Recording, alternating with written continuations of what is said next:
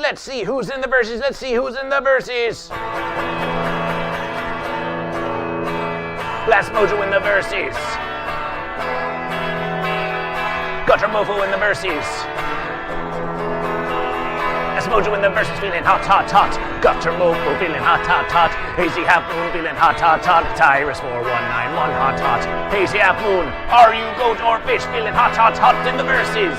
Zazzy Laws, Celebration, Twerking Shark Fish, Krug's in the verses, hot, hot, hot.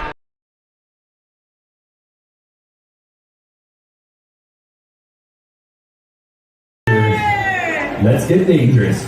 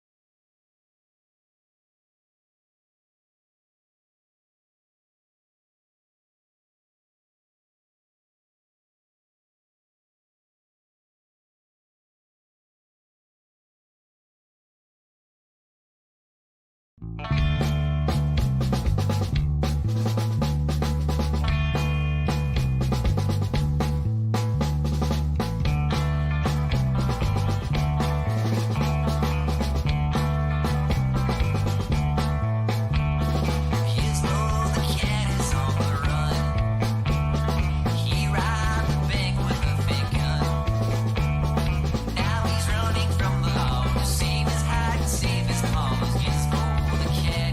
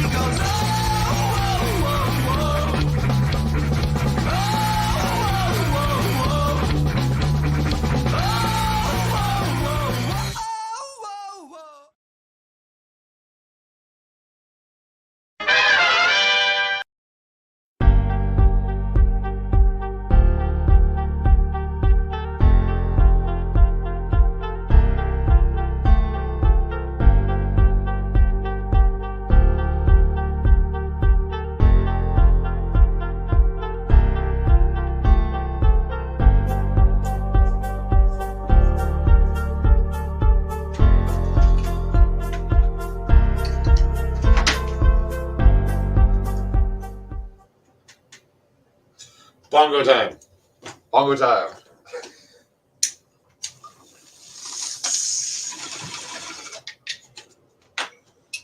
We are coming live from the Stay Lifted basement Hello. dungeon. Welcome.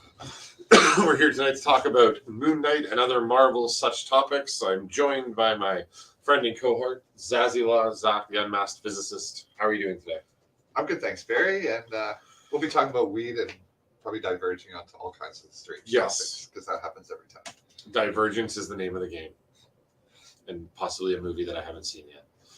You haven't seen Divergence? Is that the next one after Interstellar that everyone was freaking out about? No, that's Tenet that I haven't seen yet. That's right. I don't think I've seen Divergence either. Divergence is a young adult, another type of Maze Runner or Hunger Games type show. Yeah, usually putting that one word in there, those words, young adult, usually. It's pretty terrible. Oh, okay. Yeah. Well, I don't feel so bad for not knowing what the hell it is, but what we are going to talk about definitely tonight is going to be episode 4, and then later, episode 5 of Moon Knight. Which is becoming my favorite Marvel show. Become. Yeah, probably. Become. Yeah. I have to rewatch Loki because that's the competitor, I think. For sure. That is the number one competitor in my eyes is Loki as far as the television shows go. And then Wanda, because I just like the fun of Wanda. And it gave us a whole bunch of neat shit to go off of and get theories. And Oscar Isaac's, this show's great, but holy crap, he's carrying the whole thing. Different level of... Somebody else couldn't do it, I don't think. No. He's unbelievable. Not the way he's pulled this together. I don't really think, you can't tell if an actor's good. They don't have to know that much. Man, I keep thinking he's 3 people. And in this case, he plays technically 5. In the credits of the last episode we just watched, yeah, there was 5 names separated with slashes. Mr. Knight, Moon Knight. Well, we don't want to spoil everything because number 5 is one of the names. Where he gets it off the poster. Oh, but we've heard his name 100 times. I guess I spoiled it. Sorry about that. So I'm going to have to say other names to jump over to that. And then you probably don't have enough context if you haven't seen the Moon Knight. So he's Oscar Isaac plays, a character we haven't seen yet, Jake. Mark Spector, Stephen Grant, Mark Zuckerberg, Mr. Knight, and Moon Knight. Those are all the different flavors and of Poe Dameron and terribly so, yes. No, he's great. He's a shining light in Star Wars. It's just a shitty property. I didn't really notice him that much in Star Wars. He was fun. He's fun. He's exactly who Mark is in this. He's the run and gun. Mark. He's the run and gun, confident leader guy. He's the Han replacement for Star Wars. But I feel he's got too many character flaws. I don't like him. I actually like Steven. Oh? No, Mark. Mark from... And we were just discussing this because there's a dichotomy between them. But the reality is, I think the point is that Mark Spector or Stephen Grant / Jake is, hey, Gunnar, welcome. Thanks for joining us as we talk about Moon Knight. Hey, what's up, Have Gunnar? a great night. And if you are smoking something, let us know what you're smoking in the chat. Yeah, Gunnar, we're talking about last week's Moon Knight, episode 4. And eventually we'll be spoiling episode 5. Which came out last night. But I think Mark, the whole run of the show has got to come down to showing that Mark's just the best of a combination, or this character is the best of a combination of all of these elements to be. You keep saying Mark's the best, but I find he has too many character flaws. I don't like him as a person. I like Steven, his alter ego. Then we just need a frame of reference for when we're talking about the overall. He's the Mick Prime person. I don't mean the dichotomy between, as you see at the end of episode 4, of Mark and Steven being 2 different personalities. I mean the body itself will inevitably should be the best combination of these characters. Yes. Steven's kind-heartedness and intelligence mixed with Mark's courage and willing to help and his need to do the right thing. I'd rather see them be 2 different people. Or 3. Because episode 3 shows us the third character. See, this is why you need to be a Star Trek fan. In Voyager, there was an episode where 2 people got combined in the transporter and became a merged person. And then that person didn't want to be fixed. They're like, no, I'm my own person. And that was the whole episode exploring that idea. And DC did that in the 70s. Well, I'm with sure Firestorm. Star Trek didn't invent it. No, but I they know. covered Just everything. Yeah. Firestorm's a combination, and DC is Yeah. a combination of two characters that are held together by some quantum nuclear. But aren't they? Isn't it still the body of one of them talking mentally to the other one? They live in together. the comic, the two bodies kind of combine to make it. In the television show, the old man enters the young man's brain, but they still have their own body when they separate later. I remember from the comics just them having a conversation back and forth. When they are together, Yeah. it would be, yes, the one's body seeming, because it's a football player and a scientist.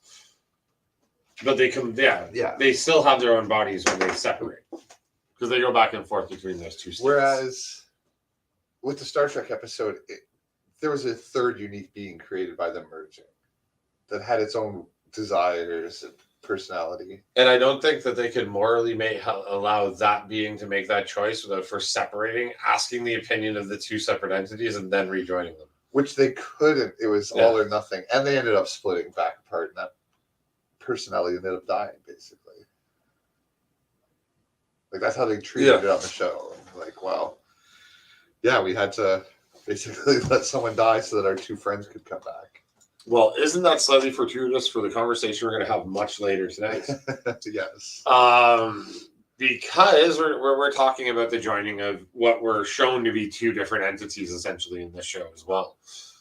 What I've loved is what I originally loved about Indiana Jones and the Young Indiana Jones TV show is that you actually got to learn something well, like watching this really fun adventure. And I feel a lot of that in this, not just that it's archaeology, so you get the reference, but like they're really talking about, like they're really showing you a lot of ancient Egypt. They're really talking about a lot of the Whoever gods. wrote this show is very intelligent and loves, like, had a lot of stuff to say. Bongo for Gutter, then a bongo for Dee Dee. We go too. Hey, Dee Dee.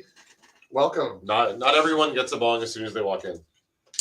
We're doing Moon Knight, as we were saying, the last couple episodes. So the level of educational value to this show, as well as the action-packed mercenary kills everyone, is just... But the ethical issues, it's like, oh my God, I forgot TV will explore these things and not try and be nice and gloss over things they don't want to talk about. Okay, so Marvel has recently done two lunches, or two meals, like two date night meals that were never meant to be, that were people that were fighting each other. The new Black Widow, Yolanda, and Hawkeye, the new Hawkeye. There's some conversations that you wouldn't Just normally perfectly see. put together. And the Harrow Steven conversation is so brilliant as well, because Steven at this point has no fucking clue what's going on. He has no idea why he's in Egypt. He keeps flashing. He's just getting a grasp of what's happening. And here's Harrow giving him a whole bunch of knowledge, technically about himself. Like Mark is he's a mercenary, so on and so forth. So that was a really, really fun conversation to watch Steven, but then come back with the point of, so you'd murder a baby for something it might do at 40? That whole conversation was great. Where it's like, you guys are talking about killing children. Are you all okay with that? Yeah. He's like, because that's how it sounds to me. But he flour coated it. It's perfect, a bunch before, sugar coated it before. Bong for DV. And he's like, oh, if you had a diseased limb, you need to amputate to save the baby. He's like, kids aren't diseased limbs. Like, you're talking about killing kids. This is on a Marvel Disney show. That's amazing. So, I mean, that, so special. Yeah. This is from a company that once had a rumor that there were animatronic robots and it's a small world where real kids chained up. That reminded me of a Simpsons episode where the animatronics are run down and narrated. Which I'm still convinced is the basis for that Nicolas Cage movie. A Night at Wally World. I still haven't seen it. Fuck that, I'm picking it next week. It's not called The Night at Wally World. It's Wally World or something like that, yeah. That was a deep pull. All right, well, those were some bongo times for two of our favorite chatters. It's true. But yeah, we are discussing what we've been discussing every Wednesday for the last 5 weeks, Moon Knight. And I can't be happier to be talking about this. And the violence is so brutal. Mm-hmm. Lots of blood for a Marvel thing. I mean, it's not over the top. Well, I mean, more in blood than Sony's shown us recently. Oh, way more than Carnage or any of those movies. That's what I mean. Yeah, it's way more. Right, as per our conversation yesterday, they're just the same thing, and I'm being pedantic. Marvel and Sony. Yeah, but they are not. They're entirely two different entities that own different properties that sometimes relate to each other, but not always. and one of them just rents U-Haul vans. They're not actually a U-Haul. Yeah, That's but, an inside joke. I mean, no, you're right. Like, oh no, I'll bash U-Haul right fucking now. So we moved our studio and our print shop, and I went to go get our U-Haul to do so, and the guy was just awful, and he kept just telling me, he's like, but we're not U-Haul. I'm like, but there's fucking U-Haul signs everywhere in this room I'm in right now. You're wearing a U-Haul shirt, so I don't understand how you expect me not to think that you are U-Haul. So, and he wouldn't fix my problem. And I've always said, Spider-Man's in Marvel. I don't care that it's owned by Sony. Well, think about it as, okay, yes, Disney. he's in Marvel, but he's owned by Sony, and the rest of it's owned by Disney. And sometimes they work together, and sometimes they don't. But that used to be the way it was with the comics in Marvel and DC. Sometimes they would work together with crossovers, sometimes they would. This is way more fluid. Just they're all part. I just hate it. But that's why Spider-Man, I think, did what it did, and why Multiverse of Madness will do what it's going to do is to allow for this just to feel easier and not have to have so much explanation. 19999. 99999. Yeah, 5 nines. 19999. What? Is the Marvel universe we started. I thought you were going to give Miss Cleo's phone numbers. No, like Earth 616-218-9999. Why has it got so many nines? Because Kevin Feige became the producer of X-Men in 1999. Don't ask me about the other 2 nines. This is just a theory on the internet. He likes Wayne Gretzky as well. Maybe. So... Oh my God, Hertz is horrible. I've rented so many cars in my life. Their name is accurate. Do you know what the best one is? Just because it's cheap, easy, and they don't care what you do to their cars? Dollar Rent Club or whatever it's called.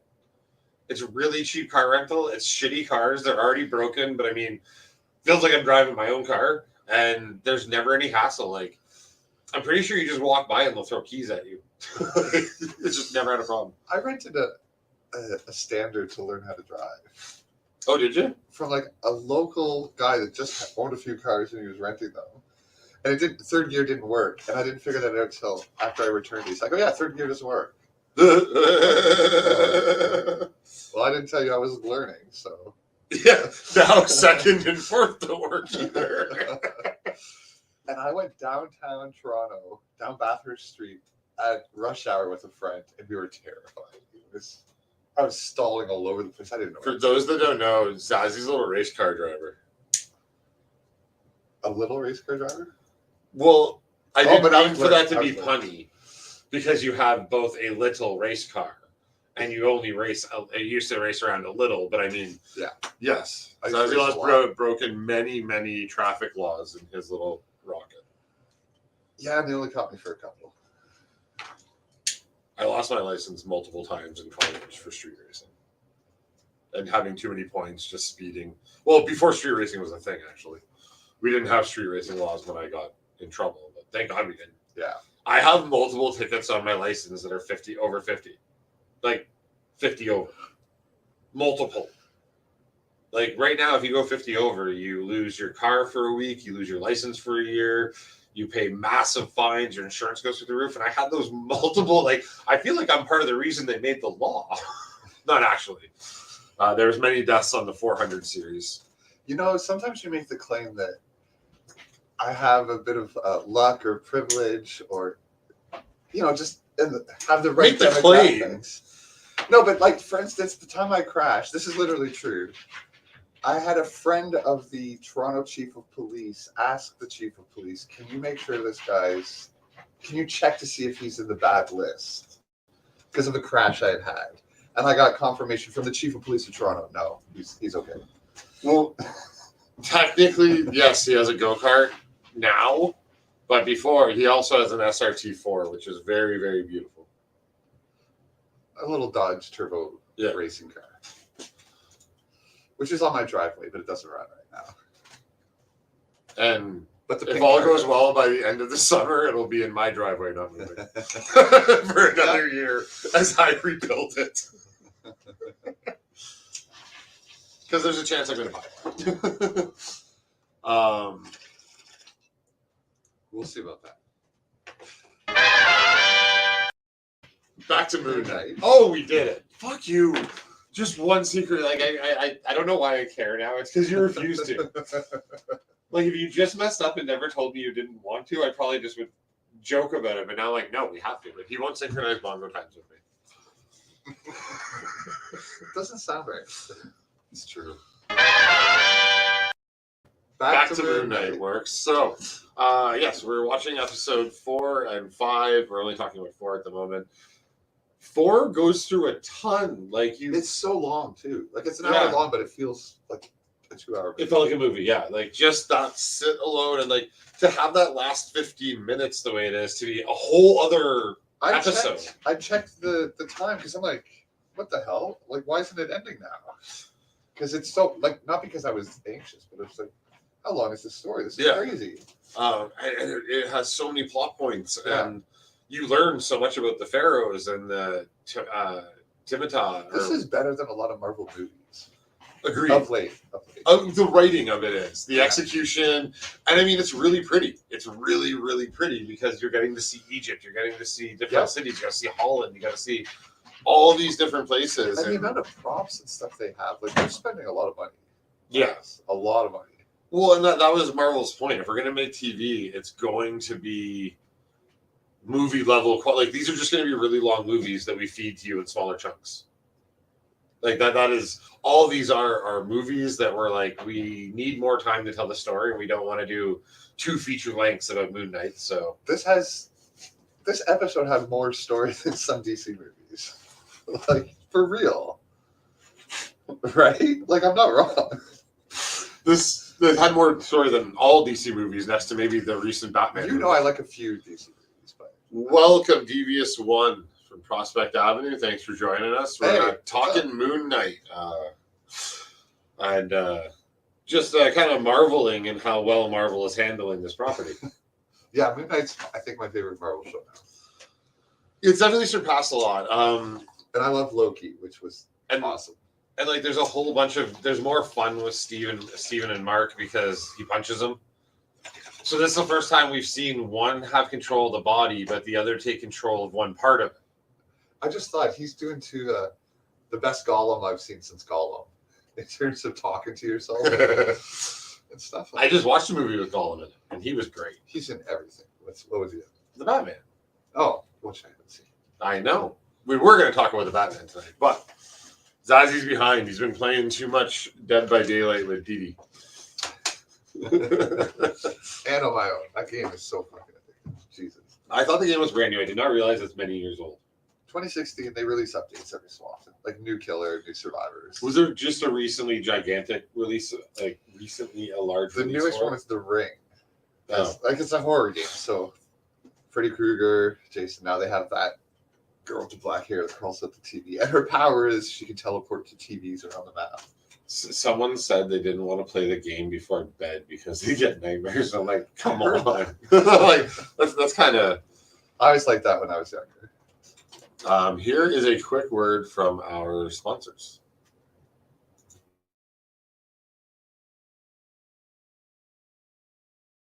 Didn't study at Princeton, but a proven convict. I'm more like a Winston and got friends like John Wick. Some spent time in Kingston, others were gone quick. They're just intimate places you can move me from. On my white boy flow, I'm about to drop a doozy, son.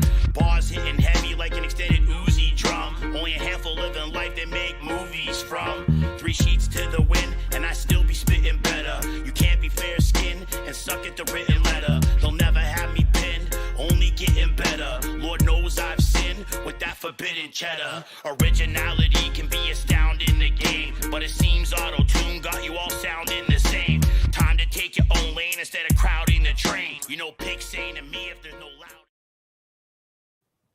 And we're back. And Dee, I love these ideas that you have for the new killers here. And if you'd like to check that song out, check out Prospect Avenue and devious one on YouTube. Chucky or the Pennywise from It? That'd be great. Yeah, well, Child's Play is one of the very few movies to ever give me a nightmare. So I would love to see that. Well, I don't play the game, but I like anytime they use too. Like he'd be half size, so he'd be really good at hiding. And... Oh, no problem. No problems. A couple times an episode. Good music. Got to tell people about it. Pennywise. I love Pennywise. Want to open up some new weed? Yeah. All right. We got a new bag of weed here from Mad Dab Labs. Check them out at maddablabs.com. This is called Life Hack. You like Pennywise so much we're doing a cover show of it. Oh, right. I am a big fan of Pennywise, and I'm a big fan of the Pennywise band. And we will be performing songs from their collection next Thursday. Are we going to stream that? We probably could. We really should have talked to Keegan before now. But yeah, we need to test it again. So I think he's up. He wants to learn. Ooh. We might stream some some cover songs from a bar on the channel next week. We'll talk more about that.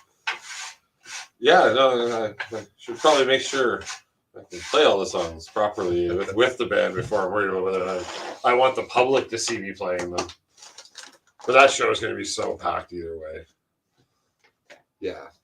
I fear she's going to put us on too late, where another band should go. No, that's better because everyone's drunk then, so you can play worse. And True enough. They remember you being awesome. You know what the worst part is that we've had no discussion about who's actually singing. I don't know if we have I don't know who's singing. I'm still hoping I can convince Steve at the last minute. Go, come on, man. Just show up to practice. You can do it. We have a friend with anxiety that's want to join us. He'd be perfect for an addition. Oh, yeah, he's just busy, though. That's why he canceled. Is that what he said? Yeah. I'll talk. He canceled so far in advance that I assumed it was legitimate that he had to be somewhere for work. Because he travels for work. Yes, I'll ask him. So here is Life Hack from Mad Dab Labs. Thank you very much. Hashtag Baby Lung Crew over here. Yeah. And then we'll get back to talking about Moon Day. Bongo Time.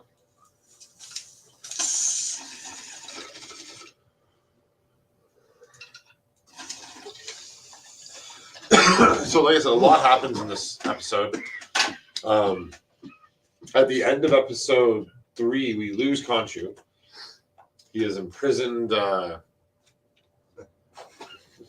He's imprisoned by the Iliad, the grouping of the gods. And so then we get a whole episode without him. Like, no references, really. We don't talk about him. It's just 2 episodes, I guess, now, kind of without him. Oh, and Ethan Hawke's is great in this, too. I actually like Dr. Harrow better than I like Harrow. Yeah. Because Harrow is just truly evil. Like, I actually believe he's a doctor trying to help his patient. Yes. But that's because he, in these scenes, isn't Harrow. He's a representation of the doctors that tried to help Mark earlier in his life and Harrow blended together. And I'm hoping the season's going to end with us finding out he's really been in a mental hospital the whole time. He doesn't have superpowers. He didn't go to Egypt.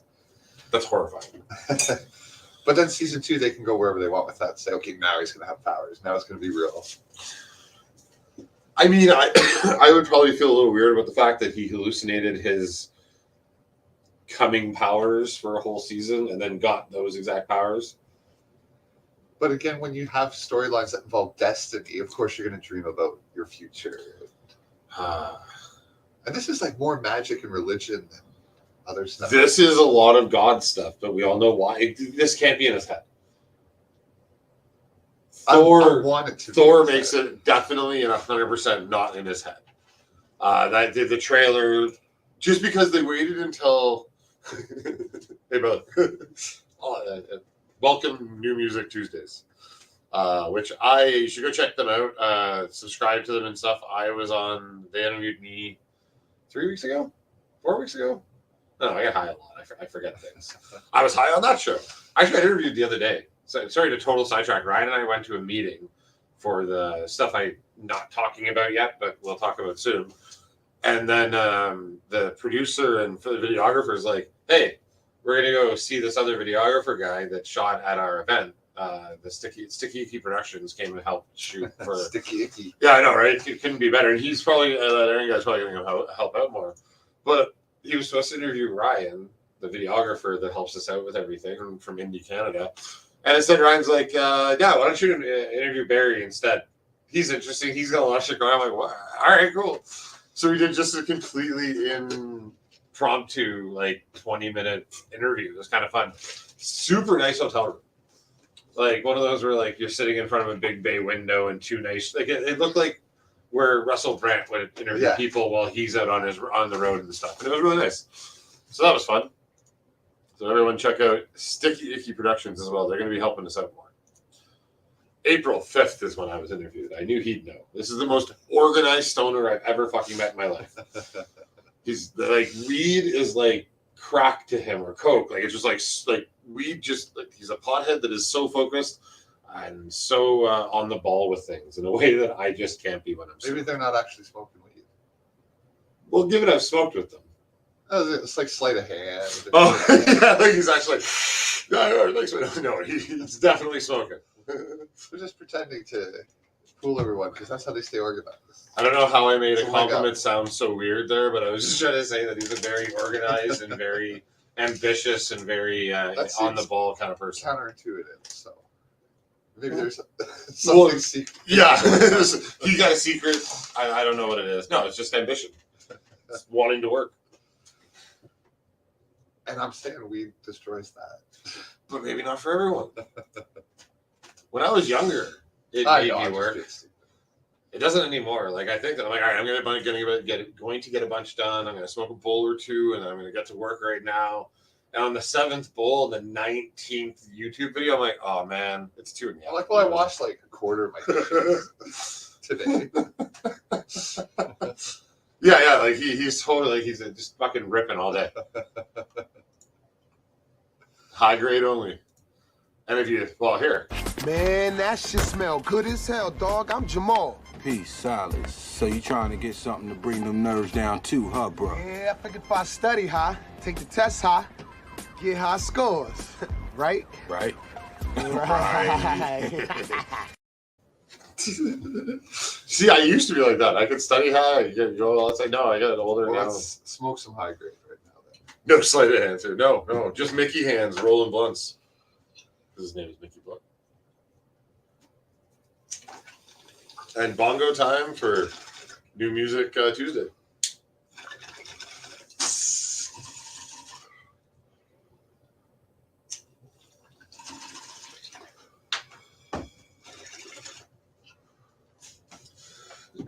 But yeah, if you really want to see what's going on in the Toronto and Ontario hip hop and music scene, and you want to check out some fun stuff, check out New Music Tuesday.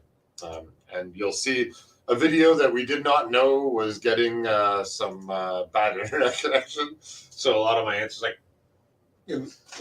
but sorry, it was really fun. We had a great time doing it. And now, scroll by too fast. Back to Moon Knight. Just waiting for you to say it after me now. Back to Moon Knight. So after he punches himself and he goes down and she starts telling more of the story of her dad. Like, it's so sad to already know kind of what's coming in that. But Steven's just living his oblivious life going, oh, that's so sweet that your dad was obsessed and he would have loved seeing you here. Yeah. There's so many uncomfortable moments in the show too. Like their kiss and when she's like, all right, I'm going to go down now. And he goes, oh, okay, thanks. And then she's like, no, down. Like, she's kind of like, they don't flat out make a fellatio joke, but they really hint towards a fellatio joke. And the awkwardness of him being married to her in one personality but not the other. Yeah. They cover that too. Oh, I would totally. But it reminded me of WandaVision where they kind of fucked with us and we got a 3-episode long boner joke. Yeah, there was one, wasn't there? Ralph Boner. Yeah. Instead of ever talking about why Pietro was the one from X-Men instead of the one from Avengers. They just said his name's Ralph Bohner. Yep. Like, all right, well, I deserve that. Because that joke again felt like it was directed directly at me. Kevin Feige yells at me through the films a lot, trust me. But after they end up in the bottom, and she's telling all these stories, and they get to the maze, I have no idea how they explain what the hell that thing was. Yeah, what was that? But I mean, they also don't explain shit in Indiana Jones and stuff, and we're supposed to just be enjoying it. It was very cool. It. The creature that's like sacrificing people on the altar. That was very gory. They got the set. The guy died. With all the anthology movies we've done on Movie Club, have we ever done because I think I've done Creepshow. I think I've brought up. I've been House watching of the Dark Creepshow at night. But one of them's got a mummy thing in it with Christian Slater in it. And they kind of like the mummy's all that exact same skin tone of that blue black and the gold on it and stuff, and like it brings the tools and pulls his brain out through the nose and stuff. And that really invoked that scene for me. I'm like, wow, like this reminds me of like mid 80s or late 80s, early 90s horror. Your brain, that scene with that creature. Yeah, do you remember what I'm talking about? Oh, totally, because I just watched it. Oh, okay, yeah. Was it Creepshow or is it? It's not Tales from the Dark Side. Oh no, I'm not thinking of. I'm just talking about. Oh, Moon Knight. Moon Knight. But yeah, it invokes that era of horror. Totally. And early Indiana Jones movies. Where they've done so much with CG in this, like changing the sky, where they've done so much other beautiful things with it, then they bring something purely practical to it. A whole scene where this is just a dude in fucking makeup. This is a reality. This is a real fight right up until she hits his eye off or whatever. Yeah. Like, yes, there's facial mapping because it's a creature, but like while he's working over the table on the mercenary, like that's a real dude in makeup, and it's just shot and creepy without having to be in your face. Yeah. Like from her perspective, that up angle, little Dutch on it. Like for the producer of Thor 2, that's how you use Dutch angle. Just for fucking reference, when a creepy scene's happening, not a whole fucking movie. Buy a tripod. And New Music Tuesday brought up Bongo Time.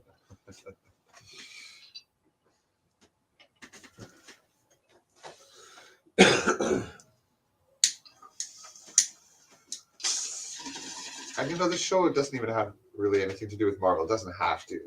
It's so good just on its own. You don't need to know anything else. But what's beautiful is we're getting all these stories, all this awesome all these great scenes, while they're telling people like me so much. Do you know what I mean? Like it's scratching every itch in the way that Endgame or Infinity War did. Okay, I don't notice any of that stuff in it's still so good. As soon as remember when I said the Pantheon, they introduced the Iliad in episode 3, I'm like, instantly I'm like, Gore. Like the second they introduced it, and then that week they released Thor, leading into that because they needed to talk about the gods first. Like there's a lot of big concept stuff happening at the exact same time. At the exact same time as really exciting scenes, so that everyone's sated while watching. And yeah, it's historically accurate from at least a little bit I know of stuff.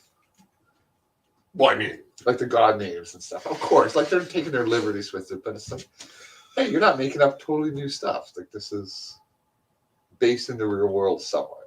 Yes, like our real history. Not that it is based in real mythology. Yeah, I mean, that's a contradiction in terms. But yes, but I know what you mean. Yeah, it's based in historic mythology. Does that work better? It's based in the history of our made-up stories. Yes. Meaning Marvel, well, that's a good thing and a bad thing, though, because it could be like, well, Marvel just didn't take the time to write their own story. Like, hey, this character does archaeology. I mean, like Indiana Jones? No, he has a suit. Like Iron Man? No. They've done so many other non-stories. I'm fine if they borrow Egyptian history. Yes, this is the appropriate. I'm so happy with everything, and even the scene. Well, no, it's getting into episode 5, but a little bit now. But the scene where they're all in the calf, the souls, and they each have their own statue in front of them, which would be their soul, meaning that these corpses are sitting inches away from their heavenly release, and they can do nothing to it. Like I see an extra level of torture. Yeah. In that they're just staring at their own encapsulated soul, unable to do anything about it. I could just be getting way too deep and dark into Moon Knight here, but way past the joke because I just keep putting this one up because I didn't know the other ones for this. But I know actually, as we were, Ryan's not here to talk about it, but we've talked a lot about how the Midnight Suns could come in. I genuinely think Marvel's holding off for a bit. Moon Knight has only introduced gods and only focused on gods. Not any of his other interactions in the world, nothing else. Entirely on just the gods. Meaning, I think Moon Knight, as we've talked about, is simply to set up, not simply to set up a brilliant story, but I mean, its purpose is laying groundwork for this, in the way that Spider-Man laid groundwork for Multiverse of Madness. So, it's neat how they're tying properties together almost as part 1 and part 2 without them being Thor 1, 2, 3, 4. So I mean, they're taking away the importance of these part 2s and part 3s. You know what I mean? I see that though more as a business decision where we're just going to keep throwing stuff out and not invest too much in any one of them. And whereas I go back to reading comics and think, no, this is just how they used to do it. And Feige being a fan of comics, I believe the corporation wants to make more money no matter what, but Feige's a genuine comic fan and he's at the helm. I genuinely think he's going to know. The comics set it up this way, so that's what's worked. We're going to keep going back into that world. But as going to use that. Yeah, I guess I just keep seeing it though as a business decision where Phase 4 is... Why are we always so nihilistic with the opposite things? I'm like, no, there's some hope at Marvel. Like, no, evil.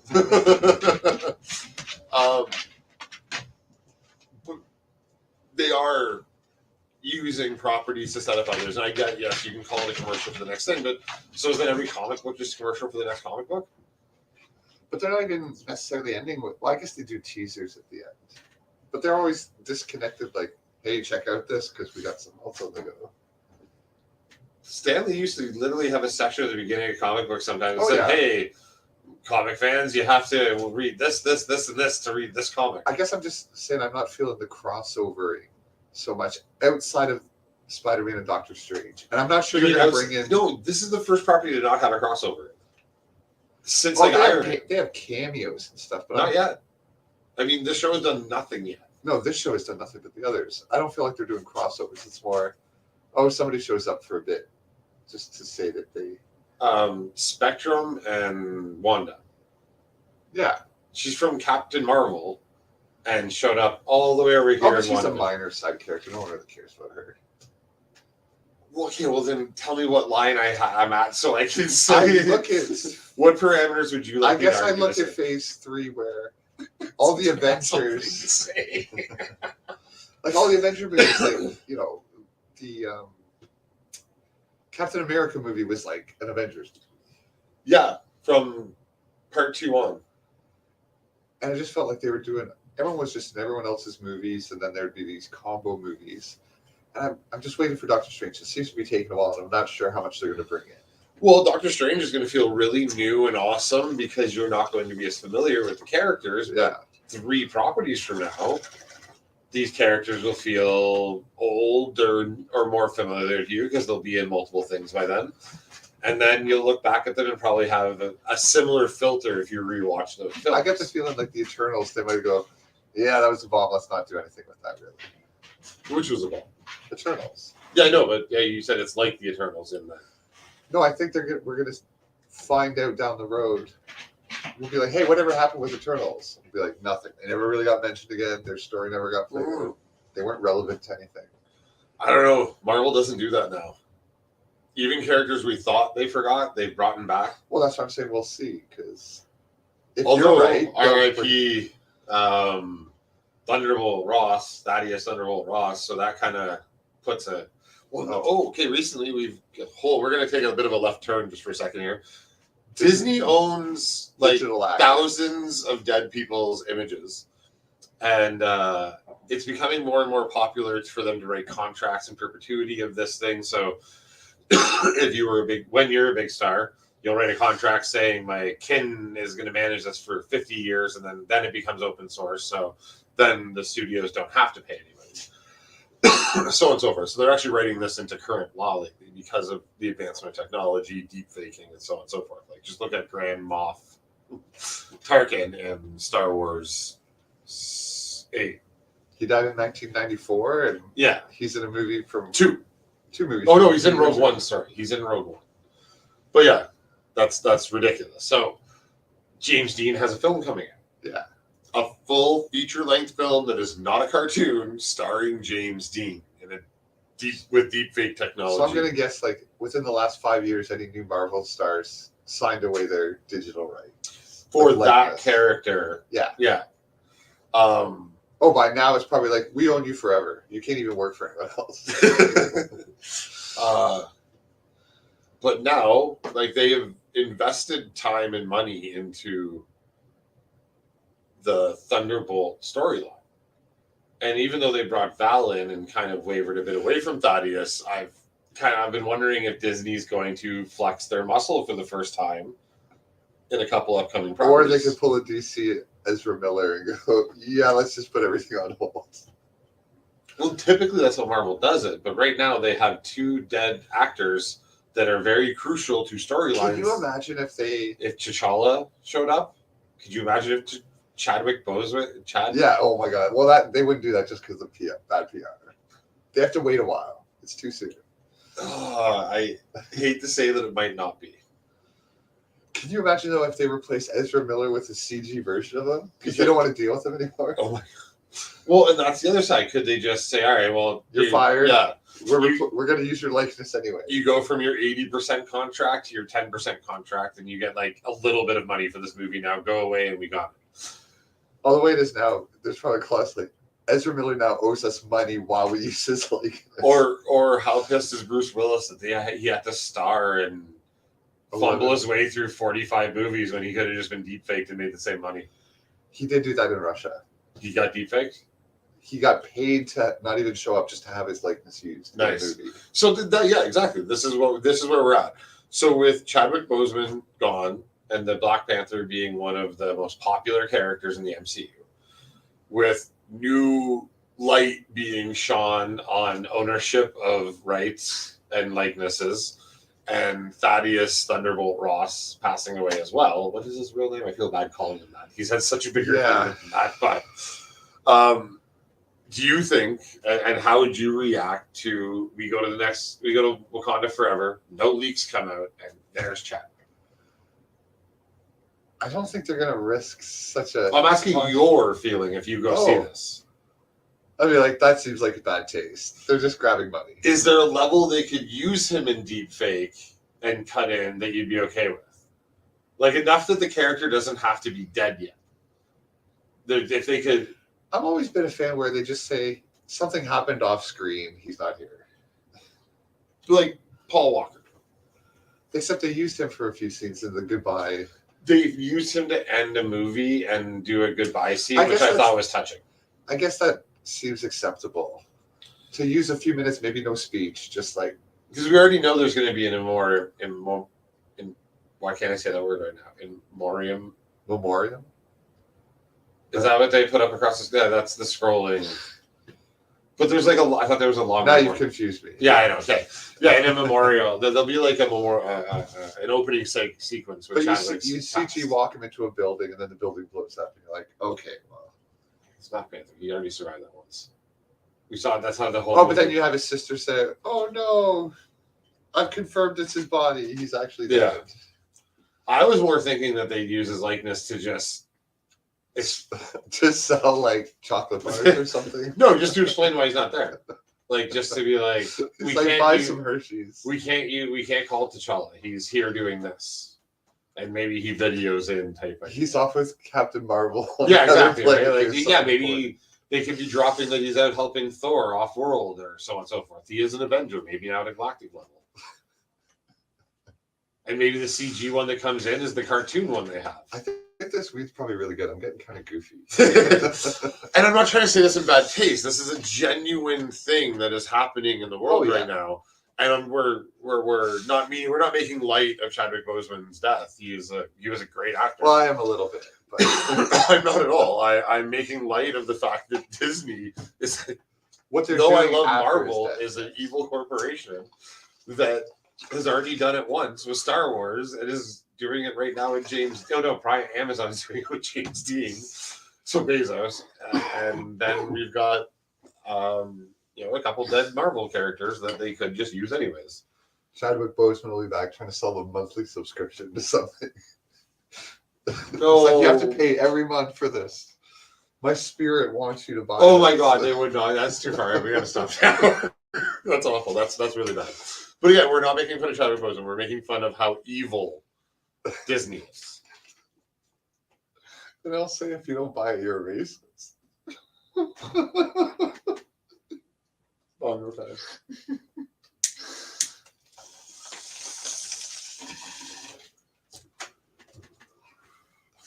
Jesus. Back to Moon Knight. No, Disney is that fucking evil. Oh man, that took a step. Back to Moon Knight. I'm not sure we can go back to Moon Knight after that. So yes, look up likeness rights in perpetuity after death and see how much Disney actually owns right now. And it's actually a really gross level of a library, but this is just the future of film. So you mean if you're just going to make a CG character, why not just start from scratch? Like Lolita. Which they're going to... Oh, and I was going to Or pick... Selena? What is that show? What was that movie? With Al Pacino? Is it The Congress? No, it's the name of the woman that he makes as a digital character. She's The Congress is another one where they create a politician. No, she's just an actress. He makes movies. It was kind of a shot at writers and actors during writers and actors it's the same during sort of idea. Yeah, but when they that's coming. There's already VTubers and V-streamers. Yeah, you showed me one once. So like this is weird and surreal but like even 420 Sesh or 420 Sesh, that's how he often has specific layers over himself going. Oh, I didn't know that. Yeah, he was playing Valheim today, and he had a cartoon beard and hat on, and I thought augmented. Yeah, but I mean these are entirely CG or cartoon characters. Yeah.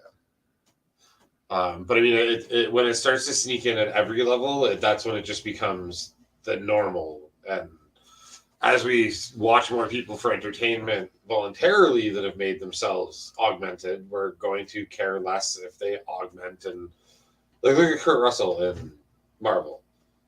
Mm-hmm. Oh yeah, when he's 35 years younger, which looked pretty good. I mean, but. Oh, and I didn't watch Juicy Dragon today, but he was streaming with Unreal Engine 5, so he's doing crazy. Yeah, I want to make himself in that and stuff. I want to make some videos in that. Me too.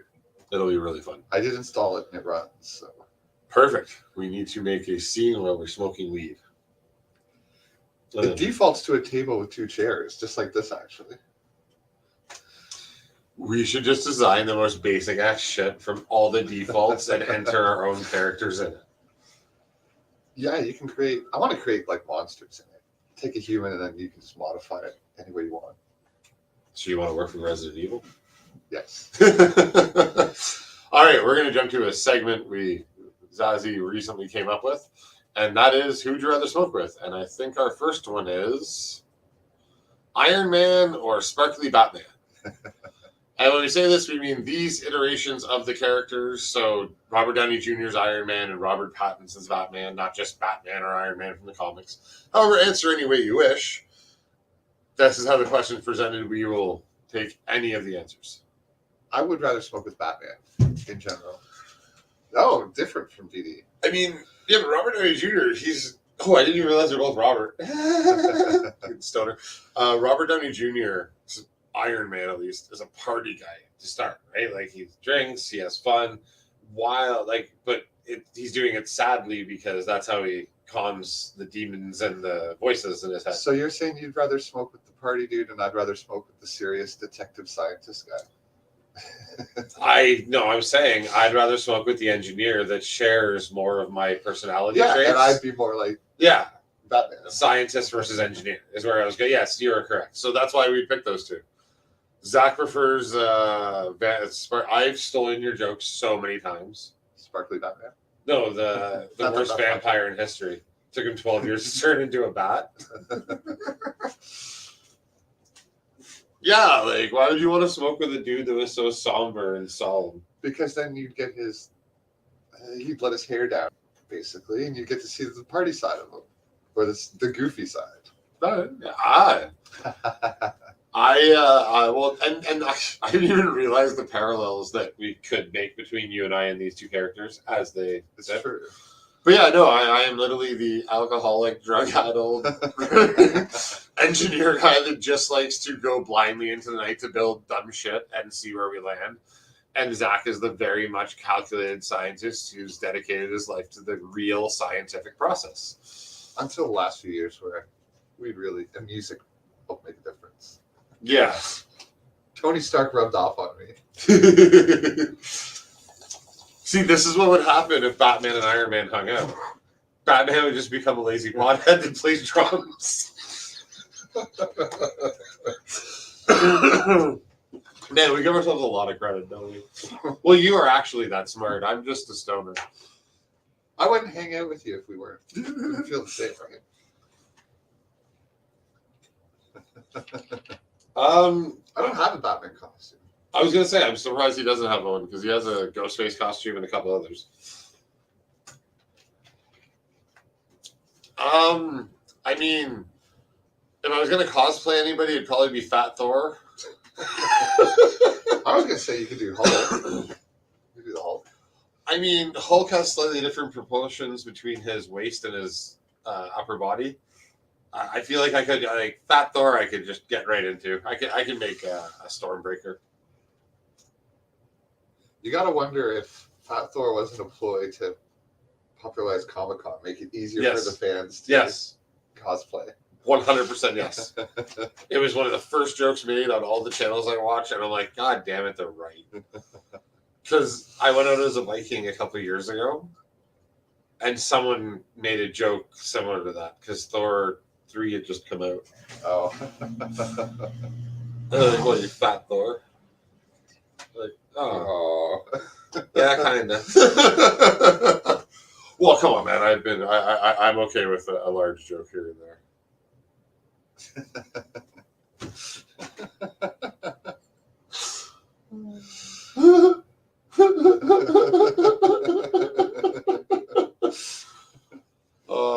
Dee Dee Marie, you make me laugh.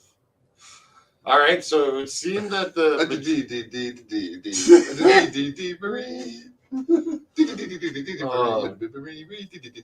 it would seem that RDJ's Iron Man is the preferred. Well, we only got 3 answers. Small sample size. I mean, 2/3 of people prefer Iron Man to Batman. But there's a lot of stuff. That's real science. That's what passes for modern day science. Oh wow, we're gonna keep doing. All right, and the second half of our segment today is a 3-way, which could go wrong here because there was only 3 of us answering. Would you prefer Homelander, Fat Thor, I guess, or Superman? Thor in general. So Hemsworth's Thor, Cavell's Superman, or I don't know the guy's name, but he's really good and funny as I forget his name. Homelander. But there's not really another version of Homelander besides the comics, so this one is the only. Anyway, so who would you rather smoke weed with, Homelander, Thor, or Superman? Superman, maybe not Cavill specifically. Thor or Homelander. Homelander, I'd be afraid to kill me. Well, but same thing, right? This not gonna. Yeah, like I way off in personality, but man, he's so interesting. I'd want to find out more what was in this crazy ass head. See, he's like definitely not Homelander. And also, he's so vain, and he would just talk about himself. And the next ones are like immortal aliens, and I would say probably Thor out of the 2 of them because I just find Superman boring as fuck. See, I view him as like the ultimate hero, so that's kind of why I'd want But Thor would have thousands of years of stories to tell you. 15, in fact. What? 1,000. 15,000 years of stories? No, 1,500 at this point in his life. Yeah, so like imagine some of the stories he has. Yeah, that's the better choice between Thor and Superman, because Homelander's just a psycho. Most people do. Actually, for Cavill too, though. I would assume all three of them. Like as bearded fat Thor? I assume ripped Marvel body Thor. Well, I mean, When they all get their shirtless shot after they've been working out for 6 months. dad bod was a big thing at the time. So I'm saying there's women out there into it. Yeah, but you still it's hard to argue when they look like Greek gods. Literally. Good point. Oh, and sorry, you didn't get to, right before you smoked that bong, you didn't get to talk about a slide from last week, and I noticed it when I was deleting slides today. So here is a slide from last week we're supposed to talk about. This was just comparing because we picked Super Troopers, the actors. Oh, I know. But yeah, the leader of Cola guy, or the don't spit in the pig's burger guy, a couple of years before, played a horribly awkward idiot. But it raises the question: is Rolling Kansas better than Super Troopers? No. Doesn't raise that. Why would that raise that question? I'm sure he doesn't sit there and go, man, here's all my Rolling Kansas memorabilia when he talks about his movie career. He's like, dude, I was in Super Troopers. One day I'll find a community of Rolling Kansas fans. You did, Kevin.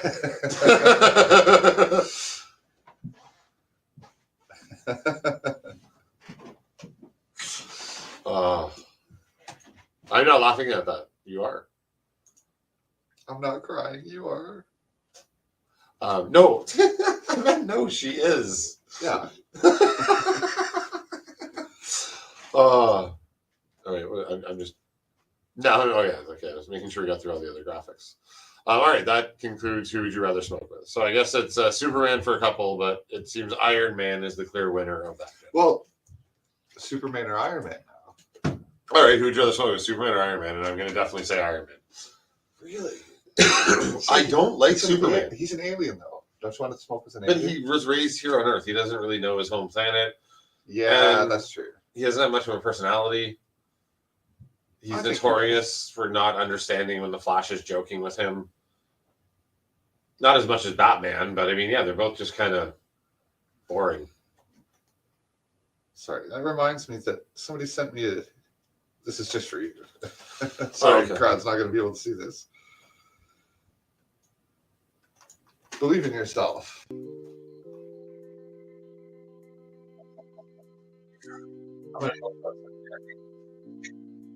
can win. He has a plan for all of them. I got sent this by Corey and Trevor Leahy. Oh, and it's a little hard to see. Flash, Batman, and Superman racing. Believe in yourself. We do have the opportunity to send graphics in. We just don't think of it in advance. And we're showing it. Yes. That is Speaking of true. which, Bongo Time. Bongo time indeed.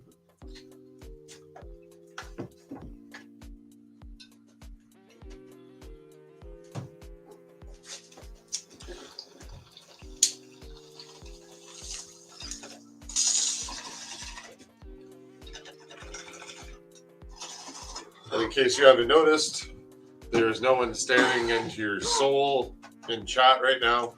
Well, they are. They're just off camera. Yeah. Ryan is not feeling well, so he is at home resting up. And staring at chat. Hopefully. I don't think he watches us. I'm not sure he knows we have a show. He thinks he's just hanging out with us, and we just keep telling him the cameras are off. Yeah, we just made a show because Ryan would talk to a fourth wall that doesn't exist all the time. So like, we might as well just do this on air and make it seem like he's not crazy. So mean. But sort of true. It's got a little truth to it. Did you drink any of that liquid? Or did you forget it in your car? Exactly what I told you. I'd forget it in my Jesus. car. It's in the trunk still. Thank you. I get sent home with THC drinkable stuff and then I just forget about it. Yeah. Well, I mean, you forgot a whole bag of weed at my office. Oh, no, right. We're going to burn that. We're just going to burn that bag. Well, there's bags of weed all over here. It's true. This place really is. There's like a literal cornucopia of weed. Yeah. Well, I mean, okay, so we have, I call it prop weed, which is such a misnomer. It's like a good, like, low trip, high double, dumb. Like, Most people would be very happy to have what you call prop weed. yeah, and that's the stuff we use to pack, like, half the big joint, and then we put a couple quarters of really high-end weed in there as well. So, yeah, if you go through, like we just moved, so I opened up the bottom of one of the desks, so there's 2 more bags of prop, like, pound and a half bags of prop weed at the bottom of this one. There's 3 pounds of prop weed that we've been using for a long time now. Yeah, there's weed everywhere. We also make all of our own extracts and bottle them and stuff, so there's like extracts everywhere. And you know what we didn't get to on 420?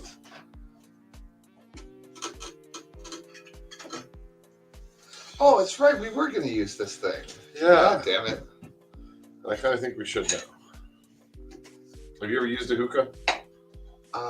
Maybe a really long time ago, I think. I kind of forget.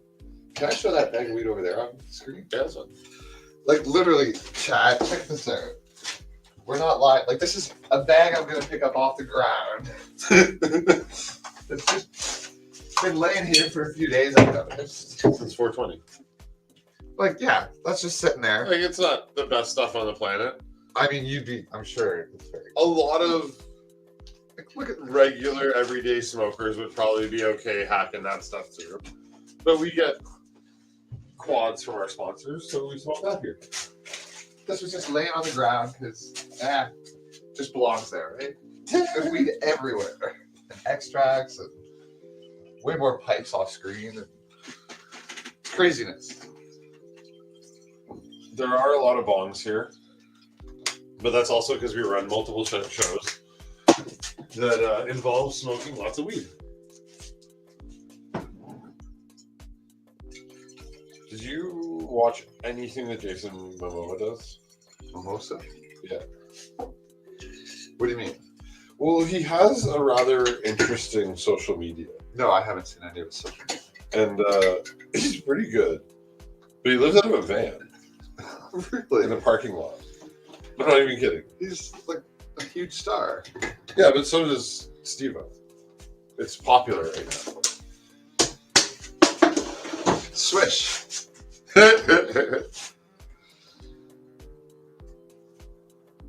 So it's just basically just a bong.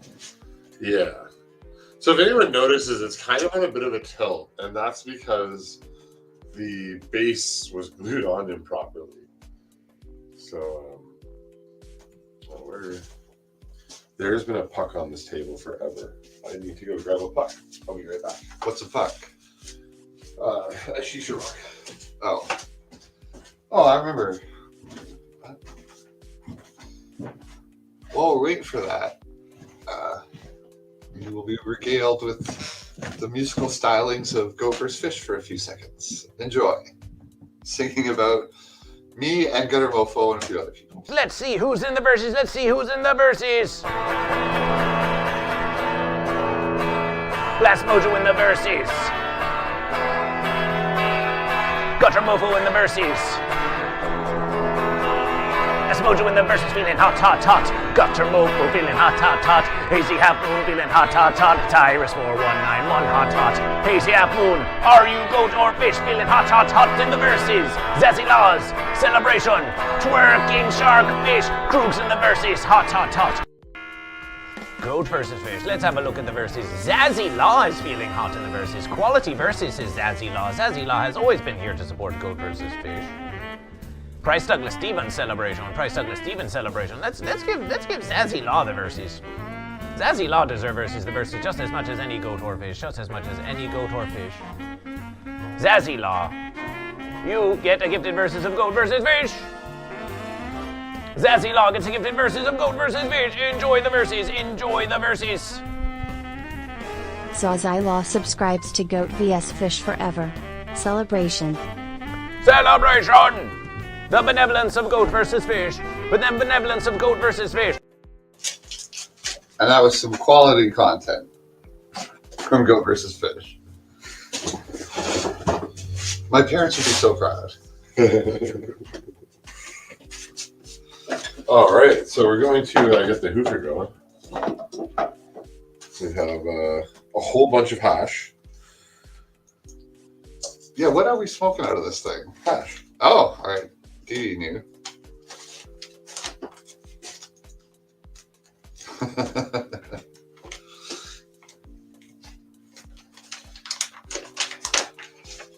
Am I gonna die from this?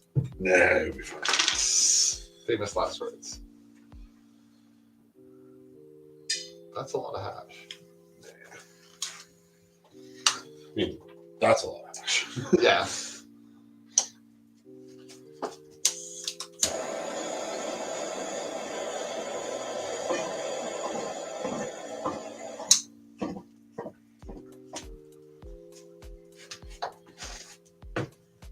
Oh boy.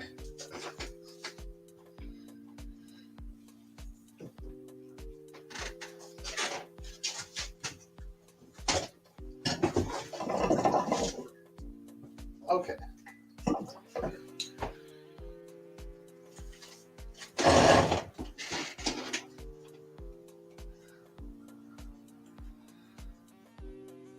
The anticipation is killing me. Oh, this is a kind of relaxing, slow process.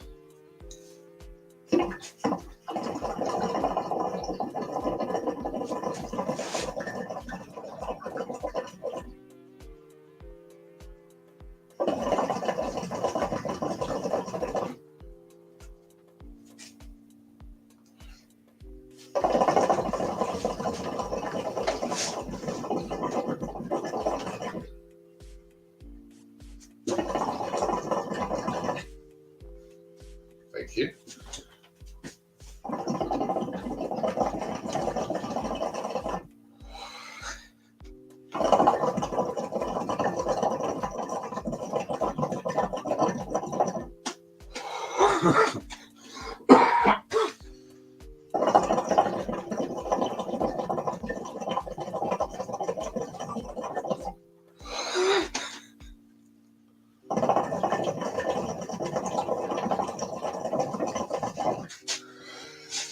Doing it right there.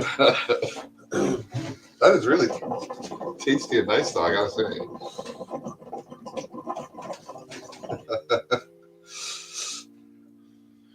I do feel like I've been building up a tolerance while doing this show.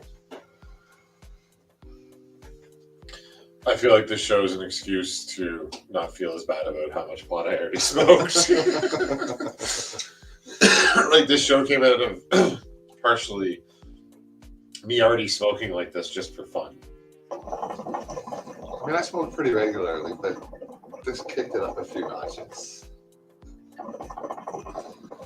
Especially the extracts and devices like this, Bongception, the water bottle thing we did for covering the head. Oh, right, that Hot thing box. was really fun.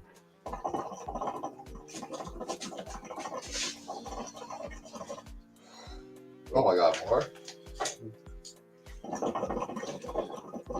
We have to want some real flavor. How about we get some black sage? Some Lebanese blonde. Oh my just God. a little bit of good flavor.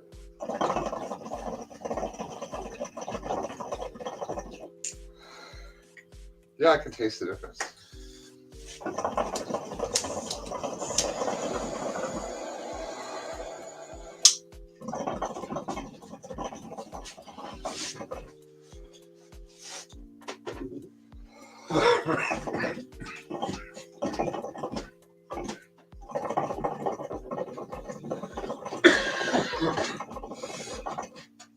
Oh my goodness, thank you for that.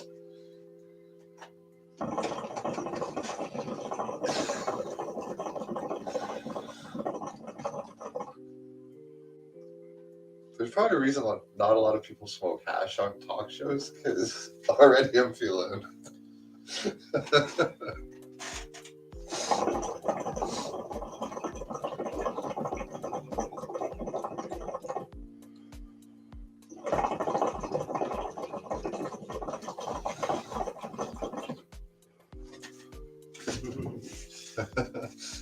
Hey, the monk. Whew. Oh. Oh, Let's take I a turn this down here. There's a spot for it under the table. Yeah. Thank you for that. That was really nice. No problem. We'll break that back out again later. I've been trying to tell Zach he needs to do yoga for a long time. The Monk 13, welcome. I'm not sure if you've been here before, but welcome if you haven't. We talk about Marvel and get really stoned. Oh, we talk about geek stuff and get really stoned. Whew. And today we've been focused on Moon Knight. I think maybe we can talk about today's episode now. Yeah, so the last week's episode ends with Mark Spector getting shot right after he takes out a couple of Harrow's bad guys and then Harrow. And of course, the old guy with the glass in his shoes with the cane and all these mercenaries, and he's the only one that can get a shot off on Mark. Like, oh, yeah. Mark, come on. Wicked. Glad to hear it. Let us know what you're smoking. We just smoked a bunch of different kinds of hash through the hookah. We've been hitting Life Hack and Family Ties, different cannabises from our sponsor, Mad Dab Labs. Did you used to watch Family Ties? Yes. I really like that show. It was all right. Like, Alex was awesome. I kind of wanted to be a bit like him when I was a kid. Yeah, I would put him in with Zach Morris and Will Smith. They're like... They seem cool. Ambitious, fun, cool, kind of schemy. And I mean, I kind of turned into that. Nice. Hi, Edie. But yes, we're talking about Moon Knight. It does sound really good, yeah. I like lemony weeds. I love anything from the Jack Air side, which is the lemon terpene profiles. Yeah, so it ends up Mark Spector getting shot by Harrow, which is just ridiculous because he's like the best mercenary in the room. And it's like, bang. With the smallest. It's true. They walk in with like 8 guys, all with guns. And somehow he takes out 3 and the rest kind of disappear. And then the main guy shoots him. The cripple shoots him. Yeah, the guy with glass in his shoes and a cane. Yeah. So, yeah, sure. Okay. But we move on past that, and all of a sudden, Mark wakes up in the mental institution where we see the gold guy calling bingo. Yeah. We see the 2 cops. One's the cops that come to arrest him for Harrow. I guess I didn't recognize all of them in there. But... One's the orderly that locks his chair for him and puts him in front of that piece of glass. We see Layla. We see the other cop is one of the in like the patients.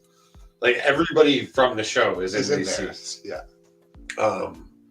Further making you think, oh shit, is this what it's always been? Like, are we just getting the real now, right? That's why I'm hoping. Like 12 Monkeys, or this could be the Fight Club side of it, right?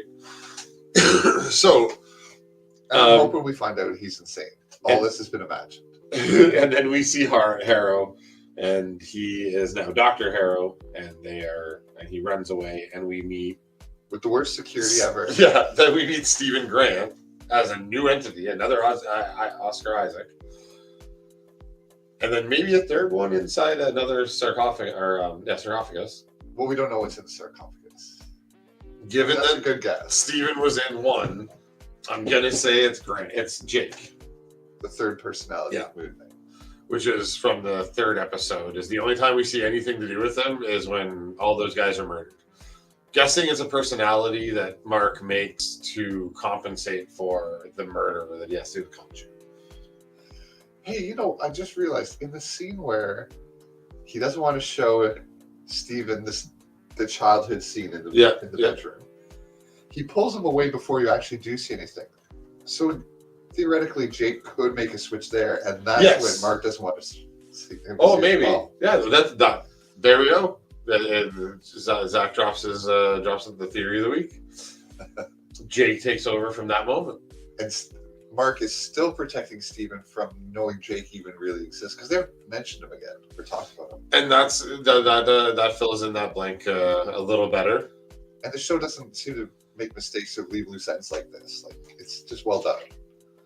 Thank you. I mean, pull it out of the hookah.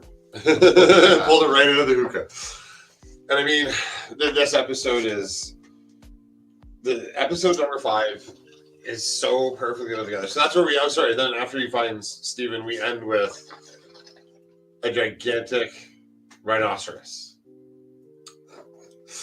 No, a hippopotamus. And the reason I make that joke is so they make the joke in the episode, but before Zach watched it, he kind of accidentally did the same thing.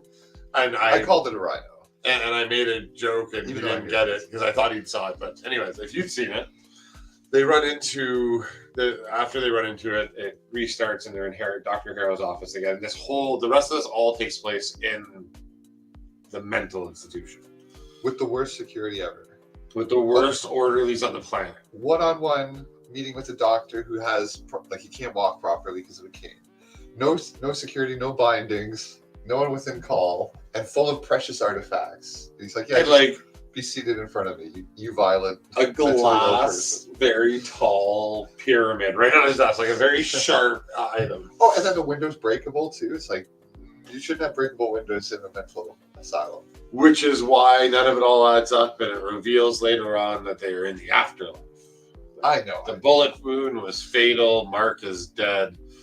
And this is them going to the Egyptian afterlife, I'm guessing because he gets shot in the tube and falls into the water and so on and so forth. Or maybe because he was attached to Khonshu. I don't know. But we meet the god of women, children, and souls. Wasn't it Rebirth 2 or something like that? It was some powerful, something to do with the afterlife. Yeah, so they were in the waiting room of the afterlife where you get judged before you either go to the field of reeds or to the desert of souls. I meant to look up who does the hippo's voice. Oh, I did, and I don't remember. But she's credited for another episode. So she'll be in the finale. She'll be in the final episode, yes. And it seems like they're still they took a lot of time, like an episode and a quarter, to deal with the Egyptian underworld and Mark's personality. Yeah, they spent a lot of time on this. A lot. Like, we have an episode and a half that Khonshu's not even in. And that's why I think MC is not going to use this. This is just so much detail and so separate from everything that...